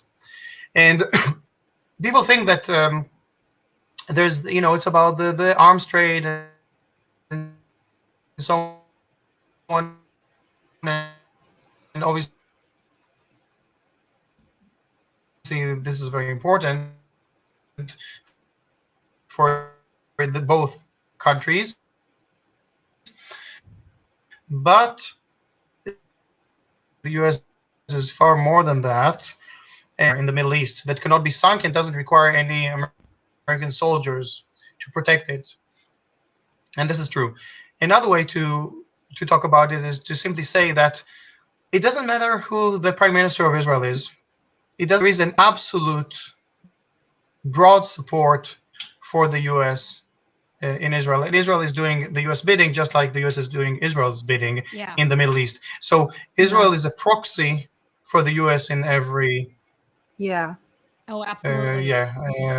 In every intent in that. And while other countries in that region are more... so there is a reason it receives support from the U.S., financial support, as much as all other countries in the world combined. This is as much as Israel is important to the U.S., and obviously, needless to say, how the U.S. is important for Israel in blocking every sanction or anything like that is happening in the UN. What I want to say about boycott is that, you see, if the UN would have done its job, if elected representatives, we wouldn't have to do anything. I mean, Israel can only do whatever it does as long as it gets the full support from all of these that I mentioned, from the EU.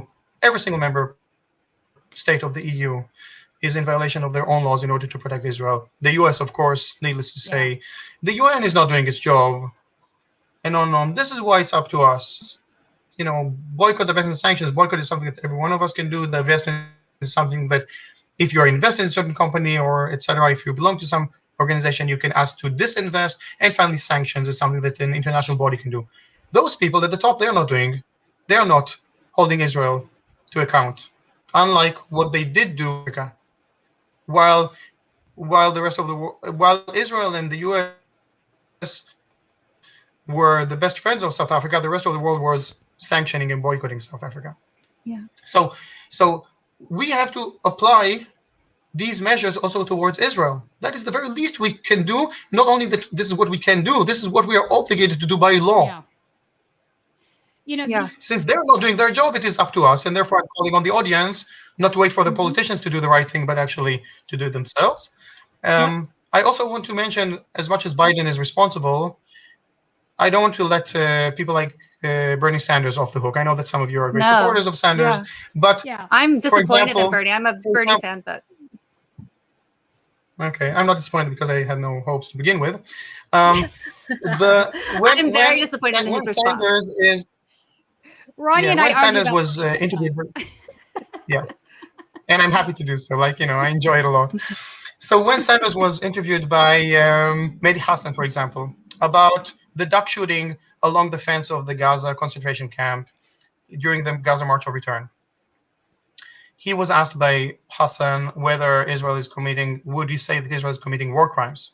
And Sanders was very cautious, and he said, yes, these are terrible, tragic events or terrible events or something of that sort. And you saw how he was making a very tremendous effort not to call it by its name, war crimes. Right. when he was asked by Dina Takruri about what about one person, one vote in Israel-Palestine, he was saying, I don't want to end the state of Israel. I don't want to, I think that Israel has a right to exist or something like that. And I don't accept one-to-one vote. What does that mean? I don't accept one person, one vote. I For don't know. the people of my Yeah, land? that's What year was that? I think So he keeps coming left. He does keep moving left on this issue. I read his recent piece on, I think it was the New York Times, and it was enough Yeah, for him to his equate opinion the two sides when the two sides couldn't be farther from. I agree. There is one it was a system super of careful oppression. piece. It wasn't good. Yeah. There Well, the first is three one system paragraphs of were fine, and then it fell oppression, apart. I agree, and Ronnie. I agree. those who are subjugated and let people like that off the hook. Maybe his intentions are good. I don't know. I don't accept his discourse. No, I agree. I think it's not. I think he's playing. He's trying to play the game of. Yeah, it's not good. He's still trying to play the game of the American political.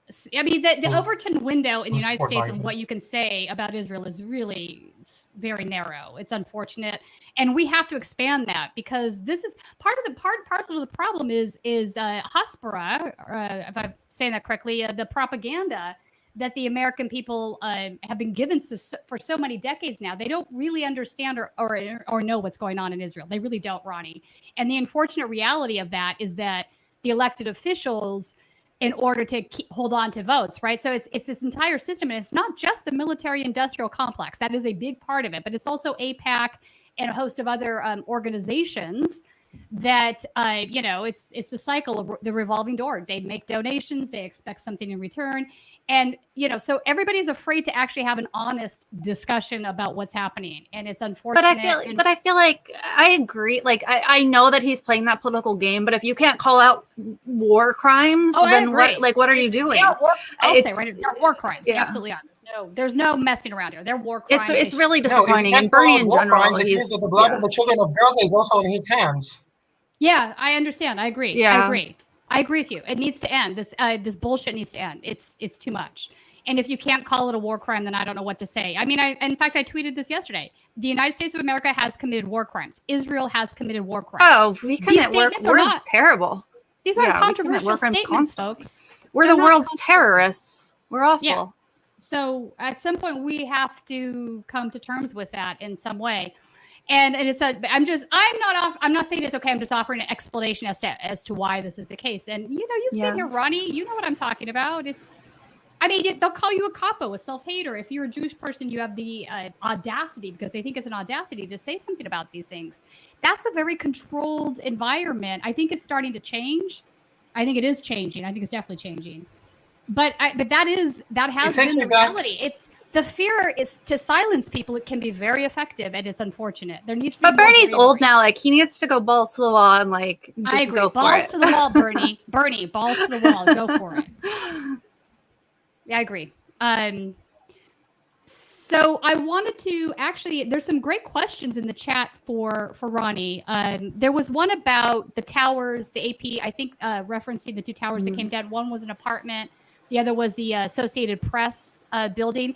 I want specifically, Ronnie, it seems to me that they have this sort of pat response to these things, that it was related to Hamas, even if it's a bullshit response. That's what they always seem to say. Bombing the AP, and it wasn't just the AP, there was other media outlets in there, and they knew they were there. They sent them a warning text. This is a war crime. This is not up for debate. Yes, I agree with you. I think it's crystal clear, and I don't think that it's open for interpretation, other type of interpretation, basically. Why do they always say it's related to Hamas? Likewise, the bombing of hospitals, and this has been done numerous times before. Yeah. And there was another question about the vaccine. So now folks need to understand something in this. I think this person, the way they were phrasing the question, understands this perfectly, but just for the benefit of everybody. And when we talk about, you were saying, no, there's not a conflict. I'm going to go one step further and really say something here that needs to sink in, because people want to call this a war. This is absolutely not a war. This is a military occupation of land that is settler land. It's colonial land. I don't think that's a controversial statement. So there are obligations that go along with that under international law. One of them is the health and well-being of the folks you're occupying, right? So obviously that is not happening in any way, shape, or form. And that's in the Geneva Convention. Right. Part of the conversation is vaccinations for COVID. You had kind of mentioned this earlier in the conversation that was a point of concern. They have not been trying to vaccinate any of these folks in Gaza, is my understanding. And what are your thoughts on that? Yes, they have denied access to vaccinations actually to Gaza. Wow. But anyway, everything, especially when there's a pandemic, is at the sole responsibility of Israel to provide for the people under its control. They will try to claim that it is under Hamas control and so on, but this doesn't. The law is very clear about it, and it is under Israeli control, and they are fully responsible. So Gaza, at some point in time, it was lucky, quote unquote, to be under siege, because when no one comes in and out, or very few people come in and out, it also means that the spread of the pandemic is limited. I see. Yeah. Okay. But the moment that the spread starts, it goes like fire. Wildfire. Yeah. Wildfire. Because Gaza, as people know, it is one of the most densely populated places in the world. That's right. The medical facilities are understaffed, equipped. They don't even have, just on a daily basis, they don't even have enough painkillers and anesthesia. And just imagine that surgeons have to choose which patient will receive anesthesia during an operation and which will not. This is the daily life in Gaza, and even before this siege, this bombardment, this assault that is taking place. Now, when there is a pandemic and an assault in a besieged place, really, I'm out of words. I don't know if there is a way to explain the situation right now. No, there isn't. And who is responsible? The responsibility is very clear about that matter. The this responsibility of Israel. They are the occupier. I don't think that's up for debate. And people need to really understand that. And they have plenty of vaccinations. People in Europe don't. People in Israel, they have plenty of vaccinations. And they have actually, I know that Netanyahu, for example, was delivering or selling some of these leftover vaccines to favorable countries in exchange for political favors. That's how they use it. That's how they use it. At the same time, people are literally dying due to lack of access to medical care. It's just so upsetting. Ronnie, Hamas. I'm not embellish it, I'm sorry. Well, what? I cannot put it in nicer words, I'm sorry. Oh, no, but there are no nice words, I understand. So a couple of questions about Hamas. People are actually wanting to understand Hamas, where they came from. I want to bring up in relationship to that the WikiLeaks document in which you had some Israeli officials, and I can't recall who they are off the top of my head, that were basically saying they wanted Hamas to be the new power in charge, the power that be, and not Fatah. What was it again? The Arafat's. Yeah, thank you. Because they felt that would give them the overreach and to be able to bomb, because they could say everything was related to Hamas. Hamas is a terrorist group, ergo everybody in Gaza is a terrorist. Make these sort of blanket statements. And I remember reading that WikiLeaks and thinking to myself, wow, right? So talk a little bit about how Hamas came into power and the relevance of that. Yes, so Hamas, basically, the history of Hamas was actually obviously there's the religious aspect to it, being an Islamic movement, but there is also the response to what was happening. Definitely once the PA was formed, right. and it was supported, or at least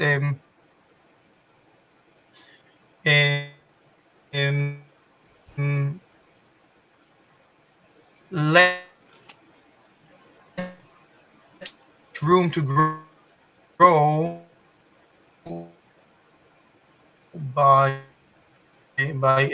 Israel. Israel had an interest in allowing for.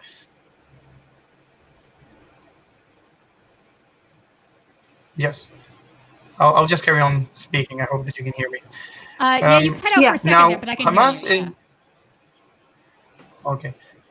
Hamas is actually quite a convenient adversary for Israel, Convenient at least in the adversary. public arena. In the here, it is convenient because it regarded as being Muslim and radical and so on,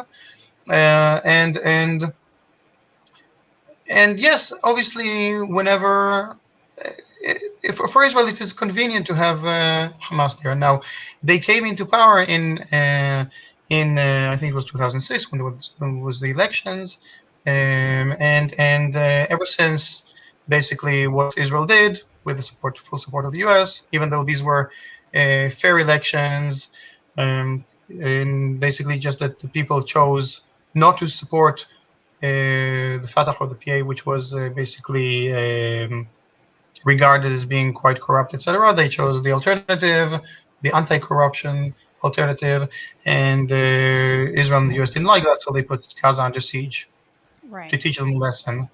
And ever since, there is basically separation of powers also between Gaza and the West Bank. So, so this is kind of what we're dealing with, but the PA does. It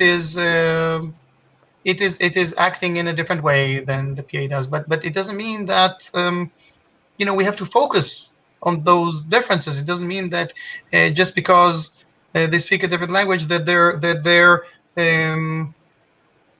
arguments or the validity of the arguments is doesn't count, and their arguments are actually quite, or their demands are quite modest, considering the situation.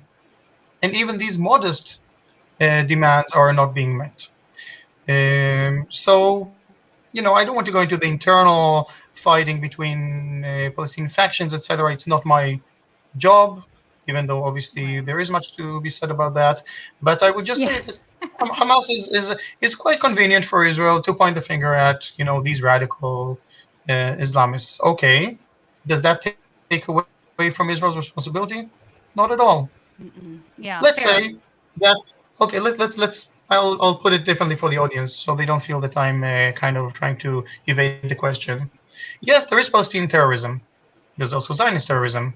Zionist terrorism is happening every day on an daily, hourly basis, and it is far more deadly and far less legitimate. Not that any type of terrorism is legitimate, okay? But people who are, under the boot, under being oppressed and terrorized and under state terror, etc., when they react, you can try to explain it in one way. What Israel does is indefensible, whatever, no matter how you cut it. So let's just treat them all with the same yardstick, okay? Let's do that. That's all I'm asking for. Let's treat Israel just like we treat any other state, no more, no less. Just by doing that, we would. It wouldn't even take a few months to end apartheid if we only treated Israel like we treat every other state. Indeed. I also want to mention that a very dear person in history, Mark Edelman, he was the second in command of the Warsaw Ghetto Uprising. He was a staunch anti-Zionist with a Bund. We mentioned Zionism earlier on, that it wasn't a big success story at the time until World War II. At the same time, there was the Bund, which was socialist, universalist, anti-Zionist. They were much more successful, by the way, than the Zionists. Yeah, not even close. Yeah, 100%. Yeah. And their legacy has been totally forgotten. Now, Mark Edelman was a representative of the Bund in the Warsaw Ghetto, and he was second in command. He also survived that uprising. He became not only a hero of that uprising, he also became a local Polish hero in Warsaw. He was also a cardiologist who invented life-saving surgeries. He was a real mensch, as they say, right? He was a real hero.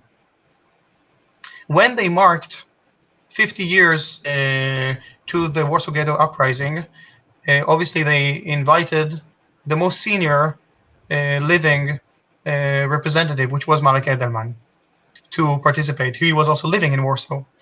And also they invited the representatives from the Israeli state, including Yitzhak Rabin. The Israeli delegation demanded that Edelman will be disinvited because he was anti-Zionist. Oh my Yes. God. What happened eventually was that I think it was Lech Walesa who took Edelman, and they went hand in hand and put the wreath, the flowers on top of the monument there. But this is one of many examples of how Israel is totally erasing even those discourses which were fighting the Nazis, those who survived the Holocaust, those who were actually standing up in Warsaw, etc., simply because they're anti-Zionist. Edelman's books have been translated into many languages. It took decades to translate it into Hebrew. Right. The most extensive account of what has happened in the Warsaw Ghetto Uprising was written by Edelman.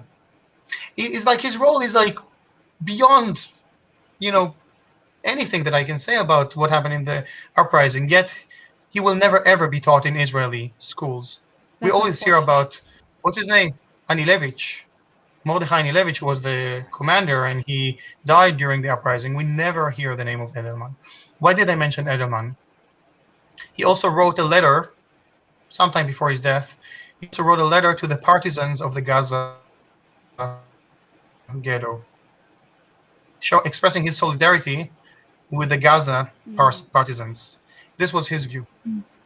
So I'd like to commemorate Edelman in a way by saying that we have to stand up for Palestinian rights, and we have to stand with the partisans of the Gaza ghetto or concentration camp, or you choose the terminologies that fits you today. Yeah, that's amazing. I didn't realize that had transpired. Yes, I mean, you're correct. Back at that period of time, the Jewish socialism was very robust. Zionism was not. It was not supported by the majority of Jewish folks. That's just a fact. It's sort of, I think it took years of propaganda for that to change. Somebody's asking a question about the current state in Jerusalem. I think this is an area of confusion for a lot of Americans, right? So Jerusalem, we're talking about, obviously what kind of sort of ignited this latest round is they're trying to expel Palestinians from their homes, the settlers are to take these homes. I think folks need to understand in the greater picture, Al-Aqsa, the mosque that was attacked with everybody's seen this video now where the tear gas, the grenades, all these things. Temple Mount, these are the same locations. This is a very holy area for all the Judaic religions, not just for Muslims, not just for Jews, also Christians, right? So this area, my understanding, Ronnie, and correct any part of this that's wrong, is this area has been controlled by the Jordanians. It's a custodial area of the Jordanians for this reason. But why? The Waqf, yep. The Jordanian okay. Waqf, yeah. So I think that is a massive act of aggression that they would attack the mosque on that day. I don't know what preceded that. I think people have questions about that because all of a sudden they just saw this video that this was happening. I have no doubt it's related to the settlers. Can you talk a little bit about that? Yes, the Waqf, the mosque has been attacked many times in the past. This is basically illegal. People are protected there, and this is not even regarded as, this is exterritorial. Right. Another thing to remember, that it is very convenient for Israel to make this into some sort of a religious conflict. I said, first of all, there's no conflict involved. There is no conflict. There are no two sides. Unless you want to regard the sides as the oppressor and the oppressed. Okay, like slave owners and slaves. Secondly, there's nothing of a religious nature in this so-called conflict. It is about the supremacists who are in power and those who are subjugated and terrorized by those who seek racial, and nothing to do with religion whatsoever, and never did. For Israel, it is very convenient to make it into a religious conflict. So Okay. it is the easiest way to do this. And obviously, if we go into some sort of analysis of what is happening, obviously, it serves a political purpose to have this assault on Gaza these very days for Netanyahu and others. The easiest way to ignite it all is to attack the mosque in Jerusalem, to make it into a religious thing. They know that there will be a response. It was just the end of Ramadan, I have to remind you. It's kind of the perfect timing, you know, everything as everything is kind of like just waiting to erupt. Okay? It doesn't take much for this whole thing to erupt, and this is what they did. I don't know if I can really comment more than that about Jerusalem. I would like to say one general thing about Jerusalem. We see whatever Israel was implementing in Hebron for decades, segregating it, controlling it by military forces, also segregating the worshippers there, etc. There's many elements that have been put in place as a means of control and segregation. The same is happening now in Jerusalem, and not from today, at least during the past decade, if not more than that.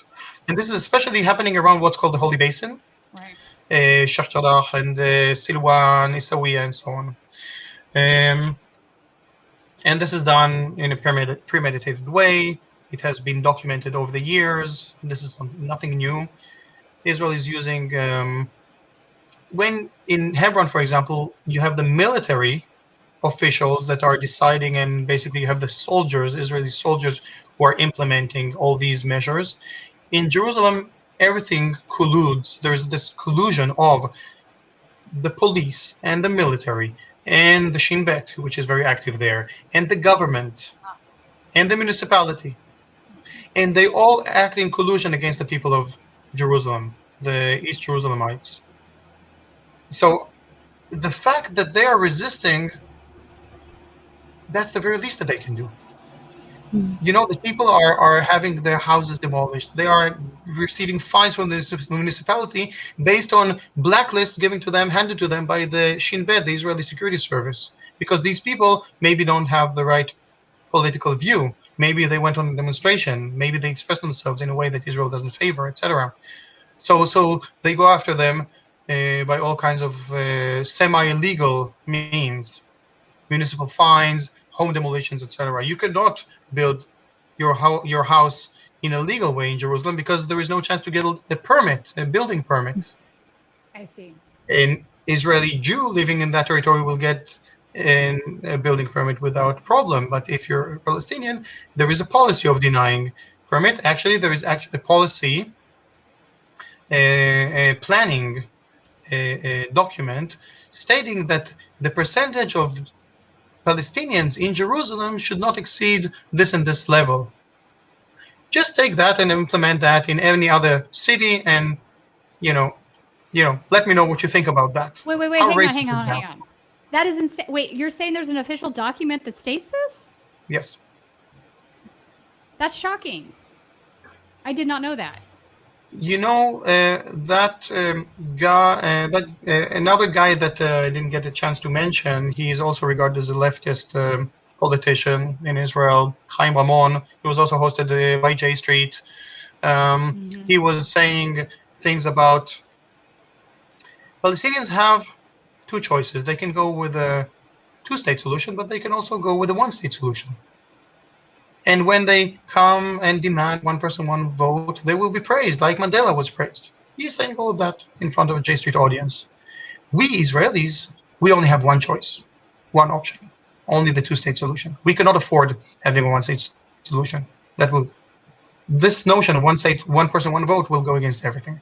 That same person that I just mentioned, he also, in an interview, when they established this group called Saving Jewish Jerusalem. Yes, that is the name of that group. A bunch of so-called leftists, liberal Zionists.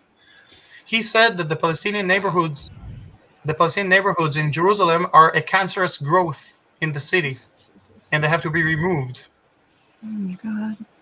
And they have ways to do that because, we will just cut them out of our cherished, whatever. We will draw the lines whichever way we like. Some people may be expelled from their homes, but most people will just be annexed in one way or another we will give them away to the PA, or I don't know what they plan on doing exactly. But as long as it doesn't fall into the to the regional, to the municipal territory of Jerusalem. Why is that? Remember that we said that these Jerusalemites, they are living in a very precarious situation, and they can lose the right to live in Jerusalem very easily. They are not citizens, they are residents. They cannot vote to the Israeli parliament. They don't have voting rights to the parliament. However, they do have voting rights for the municipality. It so happens that very soon they will become the majority in the city. God forbid they may elect a non-Jewish mayor. Maybe a Palestinian mayor will govern the city. Right. Imagine that. So they represent a tremendous threat to the people of Jerusalem and to the Zionists who are governing that state. So they need to take measures in order to make sure that these people are not the majority, or at the very least we deny them voting rights for the municipality. And they go about it in different ways. Some people demand to establish a Palestinian state so that they can chuck all these people into that so-called Palestinian state, as long as they don't interfere with our cherished Jewish majority. Some people have other ways, forced transfer, other forms of transfer. They're very creative about that. But this is what we are dealing with. We are dealing with, if you remember, I said that Israel is all about ethnic cleansing and ethnic segregation. In ethnic cleansing, unlike genocide, which is a one-off kind of, you genocide people and that's it, basically. That's what you have in the US. That's what you have in Australia. The Zionists at the time, when they established their state, genocide was not that popular. So they opted for the second best option, which was ethnic cleansing. Their problem is that with ethnic cleansing, it has to be maintained all the time because the people are still alive and kicking and they demand their rights. Mm-hmm. So they have to, it is an ongoing ethnic cleansing. Ethnic cleansing started at the latest in 1948, but it hasn't stopped for a single moment. And what is happening today in Jerusalem is just yet another stage of ethnic cleansing. And this is the context that I would like people to think in. Yeah, I think that's about accurate. The United States part and parcel to that is obviously the reasons they support Israel are geopolitical and they have nothing to do. They'll tell you it's because they love Jewish people, but that's bullshit. We all know that's bullshit. It's a geopolitical decision. And it's just easier for them to sell it if they say that, right? We love Jewish people. We're supporting the Jewish people, which is actually pretty damn offensive when you think about it. Jen, did you catch any questions that I missed? I did. So you answered this a bit earlier, but we have a friend from Norway who wants a quick refresher on what has opened your eyes on what happened. So maybe you can just give a quick rundown, even though you already mentioned it earlier. I think that every Israeli dissident, and I consider myself a dissident, i.e. an anti-Zionist. In some tweet, I was mentioned as a non-Zionist. No, I'm an anti-Zionist. It's like a non-fascist. Either you're a fascist or anti-fascist. Either you're a Zionist or an anti-Zionist. So all Israeli dissidents, I believe, have underwent some sort of a eureka moment, some sort of a realization. Mine was not very dramatic, there's not like a whole lot to be said about that other than, yes, I realized something. I realized that first and foremost, I'm a human being because I sort of had this kind of feeling all along that I don't really subscribe to this. I was never militaristic. I was never too much of a nationalist, etc. But still, I grew up in that society. And going against that society is very difficult. Going against any society is difficult, especially when that society, that state is all about a clan. Either you belong to us or you don't belong to us. These are the only two options. And no one wants to be, to be excommunicated or just to feel that they are kind of, left out. Shunned, yeah. Yeah, shunned, exactly. I think that for me it was some sort of a realization. And I was reading Krishnamurti at the time, Yiddu Krishnamurti, spiritual teacher. He was a very like a clear mirror and he was pointing at illusions. And he was talking about nationalism and other things. It was, he's saying, here's a bird, here's a tree, here's an illusion. And it just clicked. He was talking about nationalism, and I just got it all of a sudden. And from that moment on, the rest was very easy for me. There's no dilemma, and I mean, becoming conscientious objector, refusing to serve in the army. Technically, I served 2 months until I decided to become a conscientious objector officially. But anyway, deciding to be a conscientious objector, that is the choice that I feel most wholesome about. It is probably, the best choice of my life. And yeah, the rest, as I said, it was quite easy. I mean, okay, there were some certain consequences to that, losing friends, arguing with people, family, etc. It didn't come easy, but there was no dilemma about it because things are so clear. I cannot stress how crystal clear the situation is. So other people have been struggling. Some have been struggling for decades to overcome this, especially if they were liberal Zionists. If they grew up in a liberal Zionist household and they were told that they are the good guys and they are peace-loving and they are, we're leftists, they've been struggling for decades until they managed to get out of that, the hold of Zionism. Yeah. If they came from, let's say, a more honest type of Zionism, they were right-wing, for them, an easier journey, quicker journey. Well, it's been interesting watching or reading the IDF Twitter accounts and the Instagram accounts of in the Israel official accounts, and just seeing the level of propaganda that comes out of them and the comments from people under them that uncritically believe what they say and enthusiastically embrace what they say and the statements that they put out. So imagining, being an Israeli surrounded by that constantly, I have to think it has to be hard to break away from that and to not believe, the things that they're feeding you.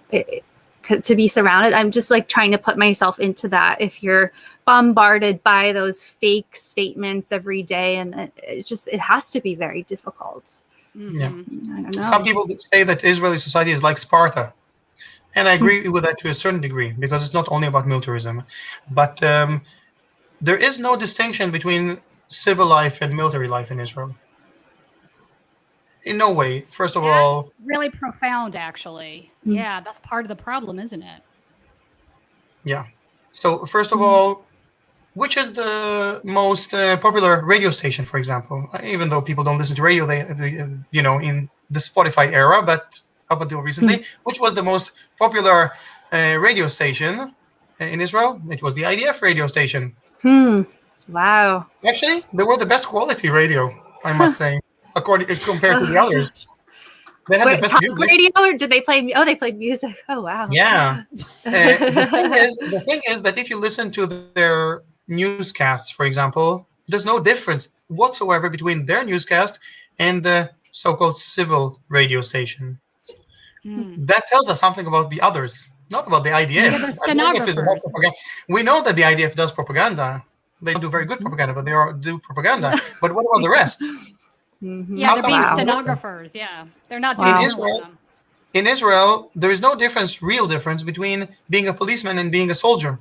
There is the border police, which we are very familiar with, which are many times they are the ones who appear in these horrible videos of assaults on Palestinians. They are border police. Border police are basically soldiers, Israeli soldiers, kind of around old.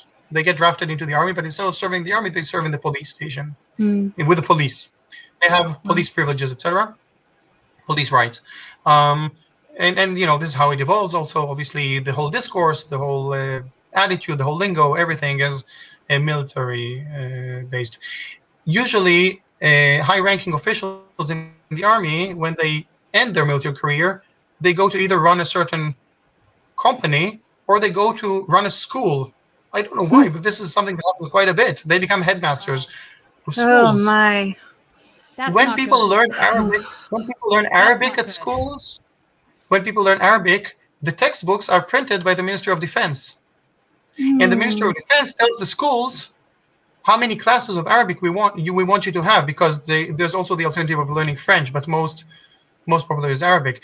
People learn the other people's language not in order to communicate with the other people, not in order to understand the other culture. They learn their language in order to control them. And they also learn Fusha, not Amiyah. They learn the written language, not the spoken. So those people who afterwards serve in the military and they go through the newspapers and they abuse their use of the language in order to basically go after Palestinians in every possible way. If they go down the street and they try to speak to a Palestinian, they can't, because they don't speak spoken language. They only, I mean, okay, it's never about learning about the other culture. It's never about what's called coexistence. It's the exact opposite. It's about oppression. This is the type of education. When I used to pick up my niece from kindergarten, you walk into the kindergarten and there is thing in pretty much every kindergarten. It says "My Israel," and then you have the picture of the chief of staff. You have the military chief of staff. You have the people of the picture of the prime minister. You have the anthem, which is a racist text, or at least supremacist. I mean, I don't know if there's a difference. Anyway, it's a racist text. You have a map of Israel, obviously no borders, it's the entire land, which is actually something positive about it, that there are no green line, there is no the green line, there is no differentiation between West Bank, Gaza, and the rest of it. But there are also, but they don't draw any borders. There's all these stereotypical depictions of, in the south you have camels and Bedouins and things like that. Obviously, all of these. I mean, from the get-go, from literally from kindergarten, they indoctrinate people to think in a certain way, or to not think in a certain way. Later on also comes the role of the army. Even in the kindergarten, many kindergartens, they basically collect sweets and stuff to send to the soldiers in the front, and things like that. And on and on. So this is the type of mentality that you have. And it's very difficult to break away from that. So the military is in everyday life. If you buy a falafel on uniform, you get a discount. Okay, things like that. This is, people revere the army. They kind of, you're our sons, our protectors, etc. And also it's something they can relate to, because everyone was in the army. And if they weren't, they will never be. And if they didn't happen to actually serve in the army, they will not feel comfortable with that. So they will pretend as if they did serve in the army. That's the type of society. Another thing, when we talk about media, the media colludes with the army. Every single media in Israel. First of all, there used to be these weekly meetings with the media, where with a military representative, where they would brief the media, and they have to play along. I mean, basically, they have to play along with whatever the military authorities dictate about the discourse, etc. If they don't participate in these meetings, or if they don't go play along, they will not get these debriefings, which were very valuable to them. Another thing that happens, I can send you the video of how there is this, you see this discussion between, you have the New York Times, the representative of the New York Times, and you have a representative of the Wall Street Journal and some other American newspaper and Haaretz newspaper, and they're sitting with someone who was the chief, basically whatever, someone who is a military official, and they're talking about some military operation, and they all say that the moment that this event happened, they immediately called up the military spokesperson or this or that. They have very good ties, and they report they are a mouthpiece for the Israeli military spokesperson. Both Haaretz and the New York Times and Wall Street Journal, there's no difference about that. They're all basically totally colluding, happily doing so. And they also say that they fully trust whatever they're being told in that meeting. They say that they fully trust whatever they're being told by the spokesperson. Just one last example. No, sorry. I'll get back to you in a moment. Let's move on. Sure. Well, I was going to say, I thought Haaretz was a little bit more trustworthy than, say, the Jerusalem Post or something. No? Haaretz. So what is the role of propaganda? Not all propaganda looks like those formula. True. Real effective propaganda doesn't make up the facts. Haaretz reports the facts. Just make sure not to read a single line of analysis, political analysis there. Right. The moment you do, you're doomed. You've been brainwashed. It's like, so good. That's such a good point. It's like how we have leftist grass tops here that reframe the argument to sell it to progressives, right? So you have the right-wing argument, you have the left-wing argument, but they're all trying to sell a certain message to whatever their base is, right? So they go about that in two different ways. I mean, we see it here in the United States. And really, in many ways, it's the same as half of the Democratic Party just enabling the right wing in the country. They're like a Neera Tanden think progress, like those people. 100%. I got it. It's the same. I gotcha. Yeah. Remember these phrases I mentioned before? It's just not clear for us. Yeah. Remember these phrases: Israel and Palestine, the Israeli left. What was it? Israeli democracy. Just a few examples. Anytime that you see these phrases, you know that you're reading a propaganda piece. Mm-hmm. The moment that the term Israel and Palestine is being used, not referring to the very same territory, the entire land, that's propaganda as far as I'm concerned. Yeah. It's a subtle form of propaganda, but it is much more effective because it lends legitimacy to what Israel is doing. It says, yes, not all is bad. Netanyahu is the great evil. No, Netanyahu is not the great evil. He's just the latest in a long line of great evils. And actually probably not as dangerous as, say, Benny Gantz, who is the, the alternative, say. Benny Gantz, in his election campaign, the very first video of his election campaign, and Benny Gantz is regarded as a leftist of sorts, even though he was the military chief of staff. The very first video in Benny Gantz's election campaign was, you have the numbers running on the screen, and it's about how many people they killed in the previous assault on Gaza. And he was unapologetic about it, and he was saying, look, this is as much terrorists that we killed in Gaza. This was the leftist alternative to Netanyahu. The so-called left always has to prove itself much more in the eyes of this Sparta community, society, than the right wing. The right wing, they're already there. The so-called left, they are the ones who usually initiated the wars, not the right. They're the ones who are much more dangerous in many regards, but they have this aura of legitimacy, this this kind of shield of legitimacy that is handed to them by the New York Times and the Wall Street Journal and Harvard and all of those. While they're just as dangerous and maybe even more so. Yeah, the New York Times are absolute stenographers for the war. Oh yeah.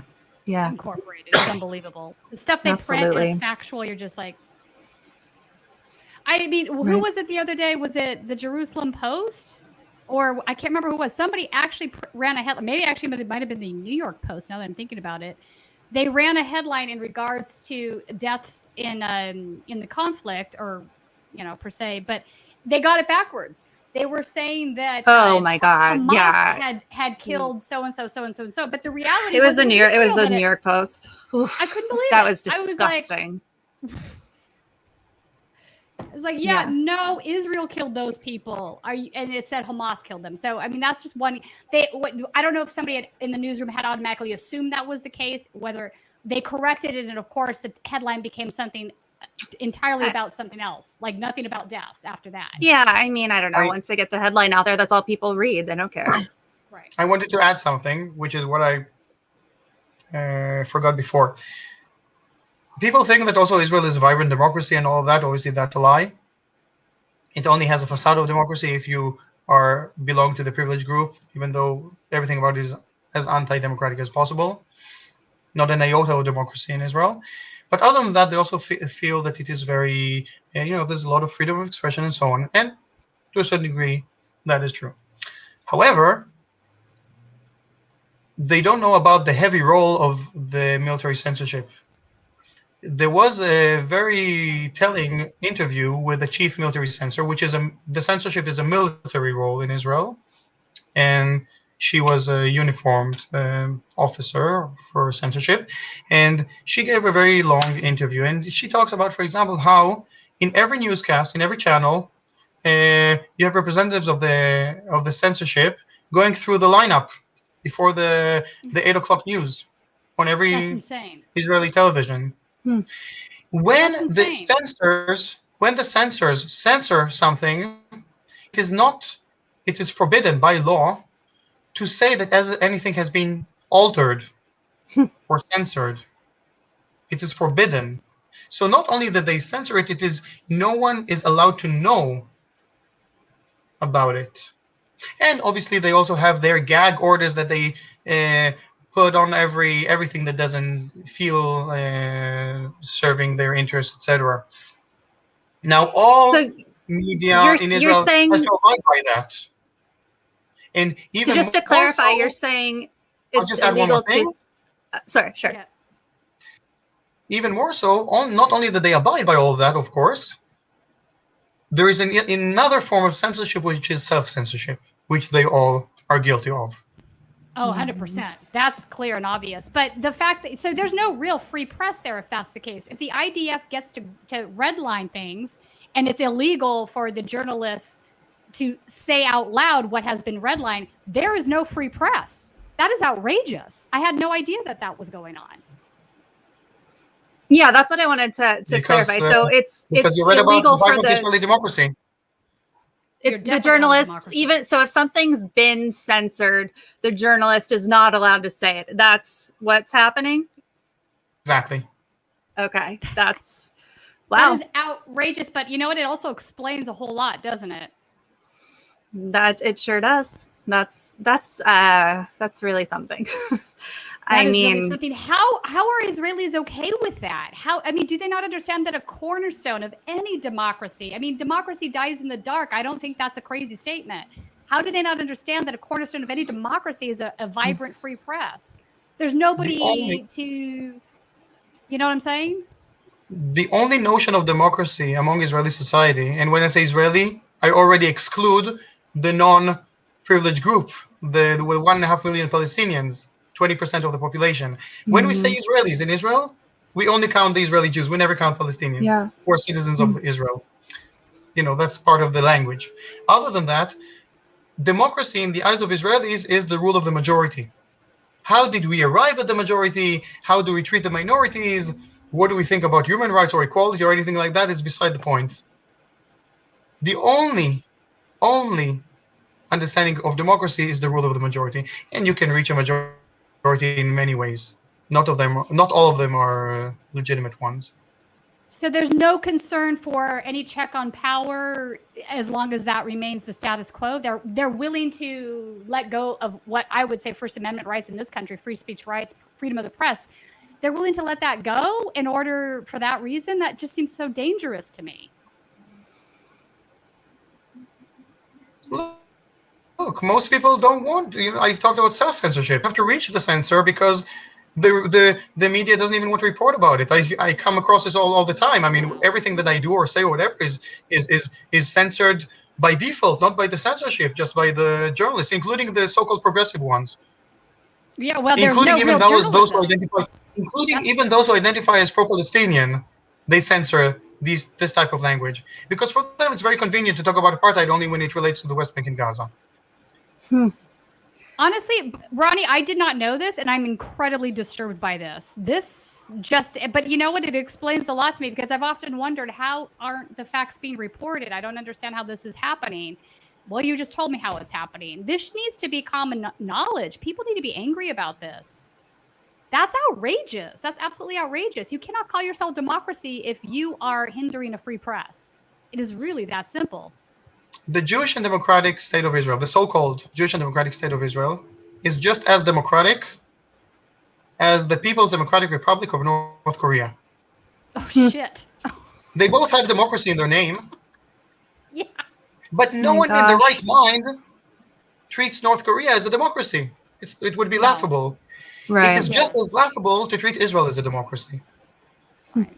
The difference is that Israeli propaganda is much more effective than North Korean propaganda. Clearly. Are there any cases that And you're I would aware of challenge where? anyone who argues differently. Yeah. Are you aware of any cases where an Israeli journalist has gone rogue on air or even independently, to break through that? Yes, but they suffer the consequences. Which is what? Getting kicked out, losing access, anything worse Losing than access. that? What? Yes, of course, Losing losing access, but access. also Yeah. obviously interrogations by the Shin Bet, etc. Yeah, look, Sheesh. the Shin Bet, the Secret Security Service, was taken to court. I mean, they had to submit some response to the Israeli courts. What was it? I think it was in the Beshara case. I'm not sure. Anyway, but it was about the whole question of people who demand democracy, a land for all its citizens, a state for all its citizens. I think it was the Azmi Beshara case. And they stated to the court that they admitted that they're going after anyone who is acting against the so-called Jewish and democratic character of the state, so-called Jewish character of the state, even if they're doing it legally. So they are, at the very least, monitoring people who demand full democracy, real democracy, if there is the sense of challenging that racial supremacist character, or what they call Jewish democratic character of the state. Imagine This is the role of the thinking security you're service. preserving democracy. Wow. I'll give you another example, which the U.S. audience can relate to. You remember this woman called Golda Meir? She was the prime minister of Israel. Yes. She notoriously said in a debate in the Israeli Knesset, the Apartheid parliament, which I vehemently refuse to vote for, by the way. I never vote. I don't vote to the Israeli parliament. Doesn't matter to which party, including the so-called joint list or whatever. The most important thing that I can do as an Israeli is, first of all, to refuse to vote. It is just as important for me to refuse to vote to the Israeli parliament as it is to refuse to serve in the Israeli military, and for the exact same reason. But she is on record speaking in the Israeli parliament, the Apartheid parliament. And there was a discussion, which we cannot go into, but it is all documented in the Aki Or's book, The Un-Jewish State. And she talks about the issue of mixed marriages, Jews marrying non-Jews in that state. And she says that the issue of mixed marriages is of utmost importance, and it is linked to state security. She says that this is the most important in the state, and it is linked to state security. I don't remember the exact quote. I can find it for you if you like.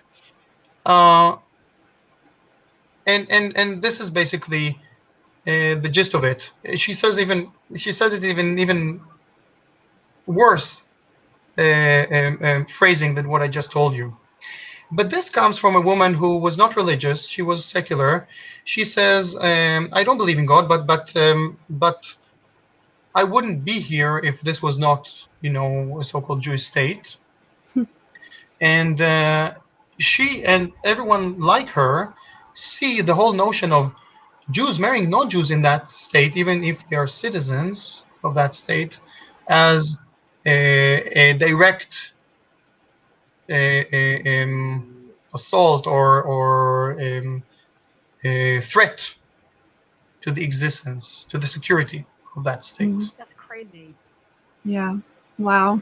So let me ask you this, Ronnie. If Jen and I got on a plane tomorrow and came there to report on what was going on, I'm wondering now if they would even let us into the state. Not after this interview. Right after. No, but very seriously, would we be restrained in what we were allowed to report? Are they able to somehow control the foreign press as well? Like, how does that work? Yes, censorship applies also to foreign press, and you have to know the rules. In the past, you had to submit everything to the censorship. Nowadays, it's not. You're not forced. You're not obligated to submit it, but unless it has certain types of content, and then you are expected to submit it to the censorship. So if they don't intervene ahead of time, they will intervene later after being published, etc. So I don't know how it works. Wow. I don't know how it works exactly with foreign press, but That's crazy. you're not exempt from this. I'm gonna end up in some Israeli jail somewhere. Jen and I are apparently like itching to go to jail in Israel at this point. Look, Just most to of prove the a point. thing That is infuriating. yeah. That's- Look, they do give quite a lot of leeway with reporting, but they are in control all the time. They are watching, kind of filtering which content goes through and which doesn't all the time. Mm-hmm. Yeah. Is it Very possible interesting. if you wanted to report, for example, on what was going on in Hebron, would it be possible to access Hebron without going through Israel? It isn't, is it? No, it's not. Everything is controlled by Israel. Also, the Jordanian border, if you want to enter through Jordan, they do the bidding of Israel. So, and by the way, you would have to also go through Israeli controlled something. So, yeah, I mean, everything is controlled. I just have Wow. no words. But you will be able to report from Hebron. They will let you do that because they're a liberal democracy. They want to maintain this facade of a democracy, so they don't want you to not report. They may try to give you some They want me to trouble, report, but hang on, Ronnie. They want me to report what they're going to allow me to report, and I'm saying that's not reporting at all. That's just bullshit. I mean, they're basically saying every journalist has to be a stenographer for the state or for the IDF. That's really problematic. Yes. Look, I urge you to look into it, about the rules more carefully. I mean, they're, as I said, they give quite a bit of leeway, but there is a limit, and definitely everything that they deem as a security issue. For example, there was some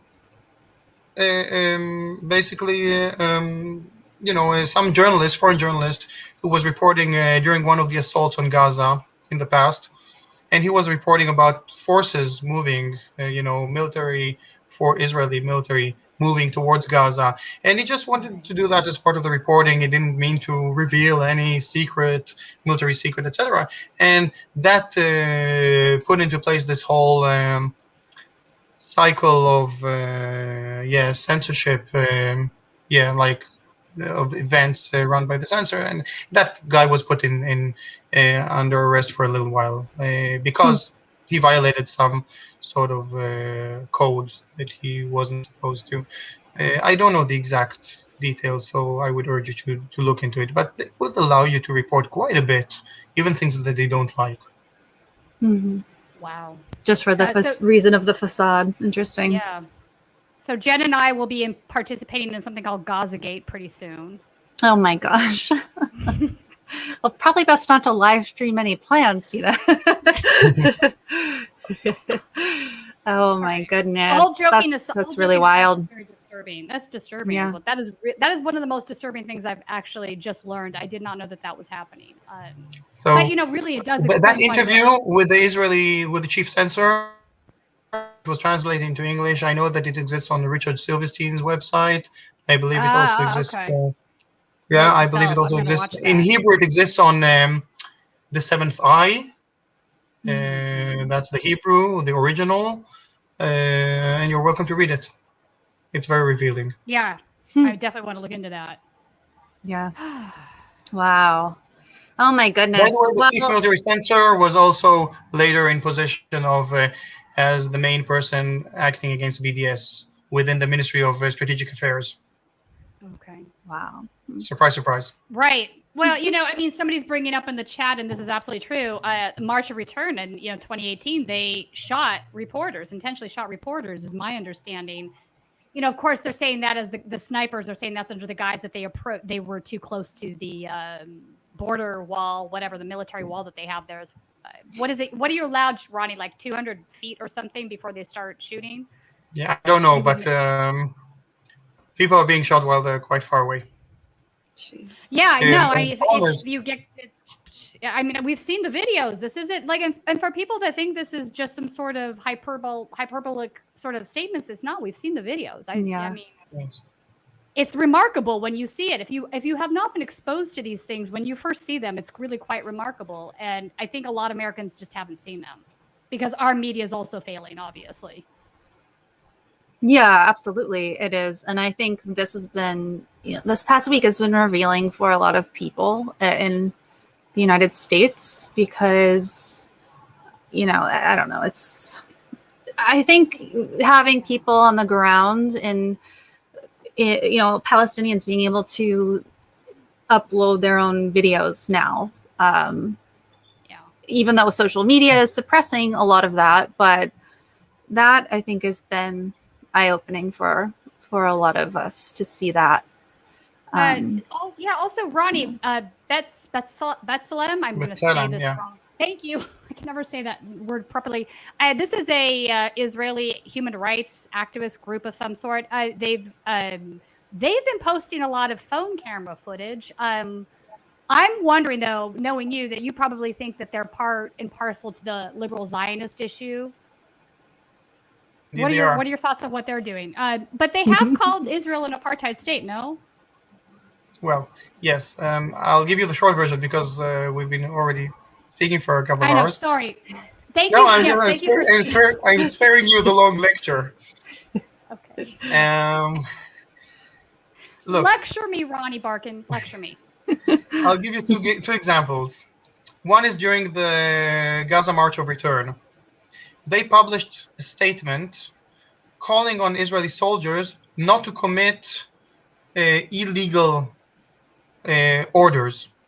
They did not tell them don't man the ghetto, don't control the people there, don't, all of that. They did not question the legitimacy of the presence of the military there. They simply told them don't follow illegal orders, which was, again, the phrasing was actually worse than what I just said. Another example is the recent report that they published about Israel being a regime of Jewish supremacy, as they call it, quote unquote. I'm very much against that. The other thing that they obviously did, like every liberal Zionist organization, they conveniently forgot about the refugees. They just didn't count them. It's inconvenient to count the refugees, so they only talk about the people inside. They do mention that there are refugees. They do mention them. Okay, I have to give them that. But they never count them when they, when they talk about how many people are affected by this regime that they call supremacy. They only count the people inside. Whereas when I talk about apartheid, I start off with the people who are denied even the right to go back home for the past 7 decades. And there are 6 million people. Then we have all the others. And the only reason that these people are denied the right to go back home is because it is an apartheid state, because they belong to the wrong ethnicity. What is my main concern with a report by B'Tselem, which was, B'Tselem is also making progress, slowly, gradually, but they're making progress. I don't see them as allies, but they're making progress. One day they will realize that actually the only way to be humanist and support human rights is actually to be anti-Zionist. They're clearly not there yet. In the past, by the way, they actively participated with Zionist propaganda. But a B'Tselem representative in the US offered Lieberman, who was the Minister of Foreign Affairs at the time, B'Tselem US offered to do hasbara. Hasbara is a euphemism for Zionist propaganda. And they told the Ministry of Foreign Affairs, which was run by Lieberman, the far-right guy, they told them, we can do better hasbara, better propaganda than you guys can. You should hire us. You should let us speak to schools. Wait, hang on. Wow, really?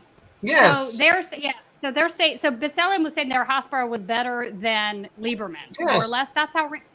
Okay, that's a problem. Course. They're also accepted or they used to at least speak to different audiences consisting of soldiers, like in military bases and so on inside Israel. Anyway, putting that aside, they participated much more in Israeli propaganda, and now they participate less. Okay, they're making progress. They used to send every piece that they published, like every report that they published, to the military to get their responses, their official response. They no longer do that. So they're making progress little by little. This report calling Israel a regime of Jewish supremacy, I'm absolutely opposed to that. The correct term, or the only term that I would use, is either ethnic or racial supremacy, or white supremacy. White supremacy also works. people think that white supremacy is about skin color. It is not. It is a construct. So I think, therefore, I choose ethnic or racial supremacy.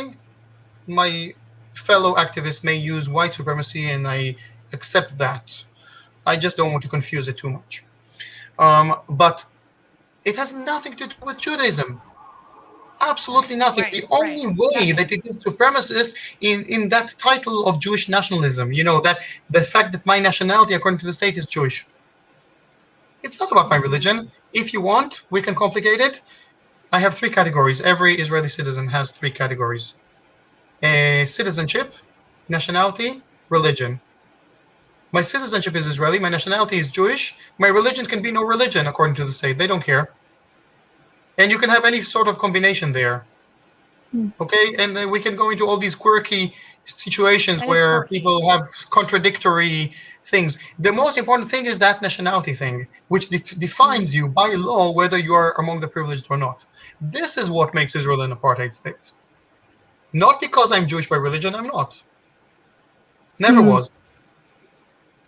I am defined as as a member of a Jewish ethnicity, not religion. And when B'Tselem speaks about Jewish supremacy, and they're not the only ones who speak this false discourse, they are speaking a very, very problematic discourse, which is at the very least counterproductive. It also lends legitimacy to these arguments as if Israel is somehow a Jewish state. It is not. It is a Zionist state. Right. Zionist supremacist state, which claims to be Jewish, or which has this thing that they use the term Jewish in one way or another.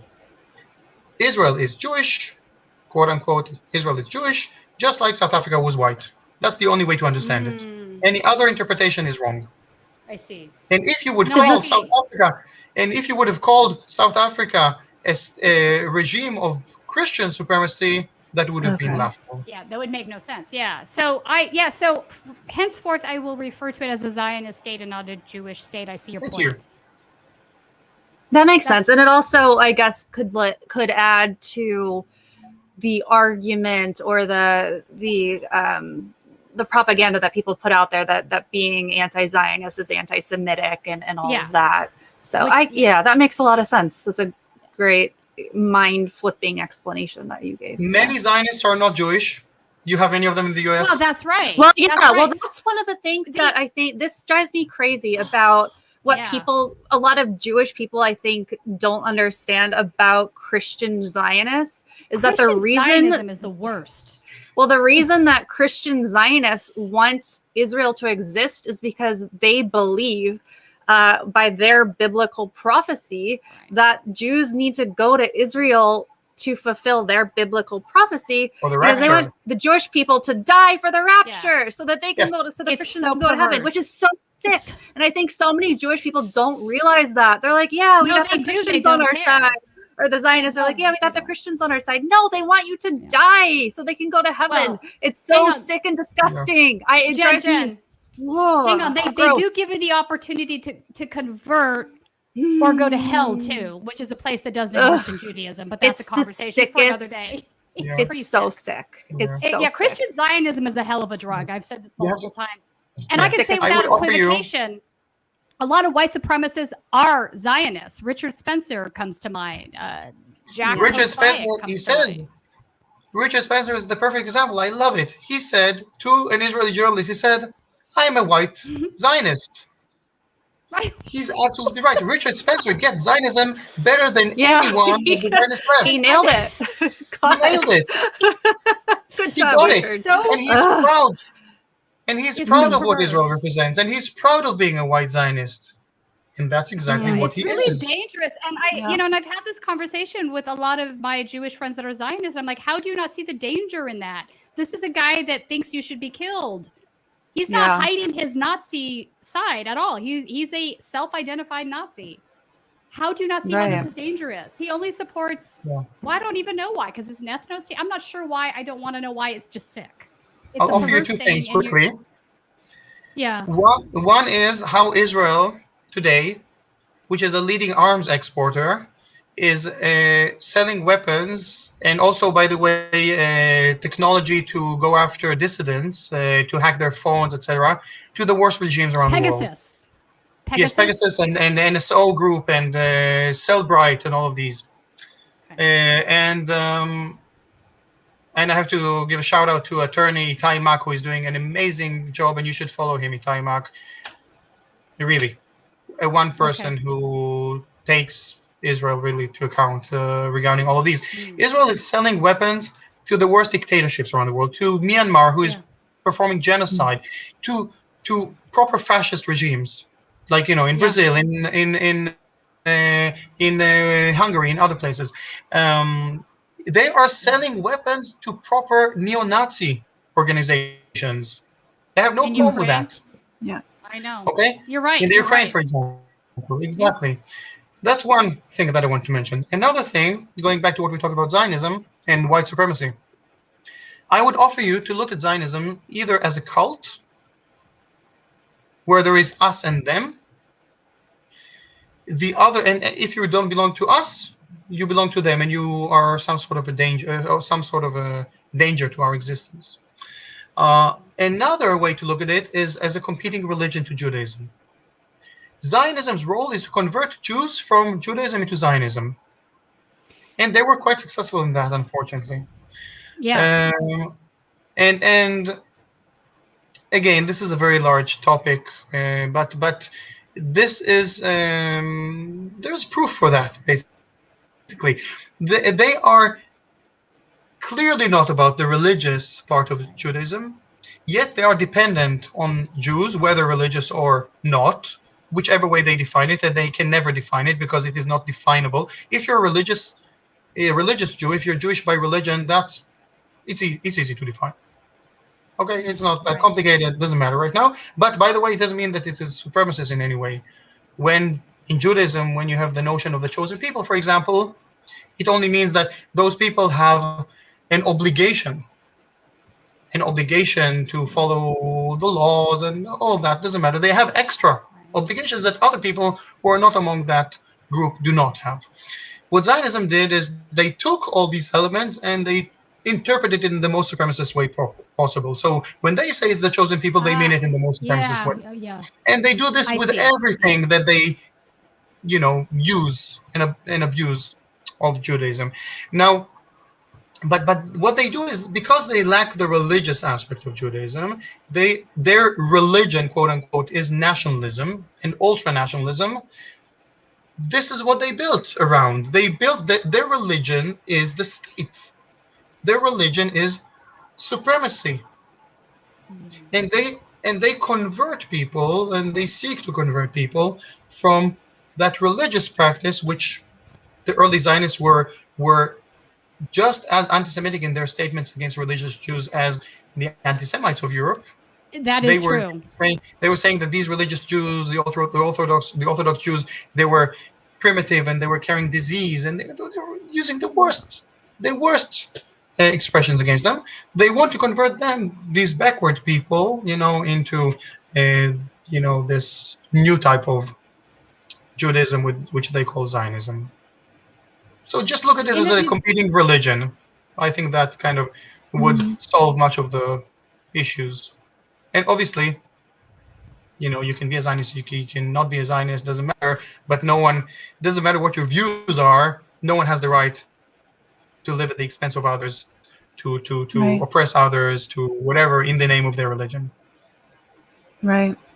Yeah, that makes sense. I'm going to stop myself from asking like 3 other questions that just popped into my head because... We've kept you for so long. This has been fascinating. I could go on for obviously probably 2 more hours. But I mean, but Ronnie, the point you're making here is really, it's really on point, and I think it relates to the now current conversation in Israel about the yeshivas and whether the ultra-Orthodox should be forced into conscription in the army or the military, because in the past they have been excluded from that based on religious objection. But I'll send you an article about that you can post in the video description. Okay. Yeah, that'd be great. Because I know you know what I'm talking about. But in order for us to get down that's a whole nother rabbit hole. Anyway, so Yeah. Ronnie, where can people, though, if they want to follow your work, see some of your videos, see what you're doing, working on, where give us all of your social medias and all of those things for folks to follow you. So I basically only have Twitter and Facebook. So Twitter is Ronnie_Barkan, and Facebook is Ronnie.Barkan or BDS Barkan. There's a page and a user. And I should probably do more than that, but I'm not involved in any kind of media collective or anything like that. And I would say that expressing whatever I was trying to express today is not that easy. So I thank you for this interview and for allowing me to express myself for so long without being censored. What here's Ronnie _Barkan. Everybody follow him. And our next discussion could be about crypto, because that's the other thing I talk about. Oh, I need to learn more about crypto. Yeah, and you also, do you want me to your group I have pulled up as well, right? This Ronnie, is that Palestine Action? Is that the right page? Yeah. That's a group that I co-founded some years ago, and it is about some conscientious Israelis who support BDS. And recently we took action along with Palestine Action in the UK. In the UK, and you should definitely follow their work and activities. So that's this one. Yes. Follow it. So at Pal_Action. Anything else you want us to send people to? Yeah, because I think it's important for folks to be exposed to all these various viewpoints as they try to navigate the situation and what's going on right now. I think it's very confusing for a lot of folks because they just don't know, they don't have the information. It's by design, as you know. So we're happy to give you. Yeah, look, the truth is out there, okay, as they say. But just kind of be more critical about what you read. When they say Palestinians, for example, ask how many Palestinians are they talking about? Are they talking about all 12 million? When they talk about Israel and Palestine, why are they? What do they mean by that? Do they mean the same land? Do they try to separate into two entities? When they speak about Palestinian rights, do they take all Palestinian rights, meaning equality, freedom, and justice, or in other words, equality among the citizens of that state who are currently subjugated second-class citizens, ending of that military occupation, and return for the refugees? Okay, this is the criteria. This is the yardstick. Okay, and this is how you should kind of choose where you get your information from and who you lend legitimacy to. Yeah. Okay. That sounds. And if you want to read Hamas, great advice. Do so. Just do it carefully. Very critically, yeah. Critically, yeah. I mean, but you almost have to understand. And just disregard every piece of the yeah. Independent media is where that particular paper is incredibly right wing. Like media. Even I, you know, right. Anyway. Well, thank you so much, Ronnie. This has been extremely informative. I feel so lucky to have had you on, and I'm excited to hear about your next action, and hope that you stay healthy and well and safe, of course. So yeah, keep in touch. We'd love to have you on at any time for sure. Thank you. Thanks for having me on. Of course.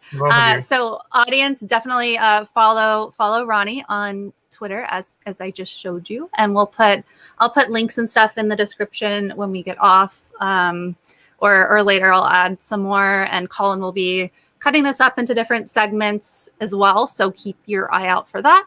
And so we'll see you guys all later. Thank you so much for watching. Bye guys.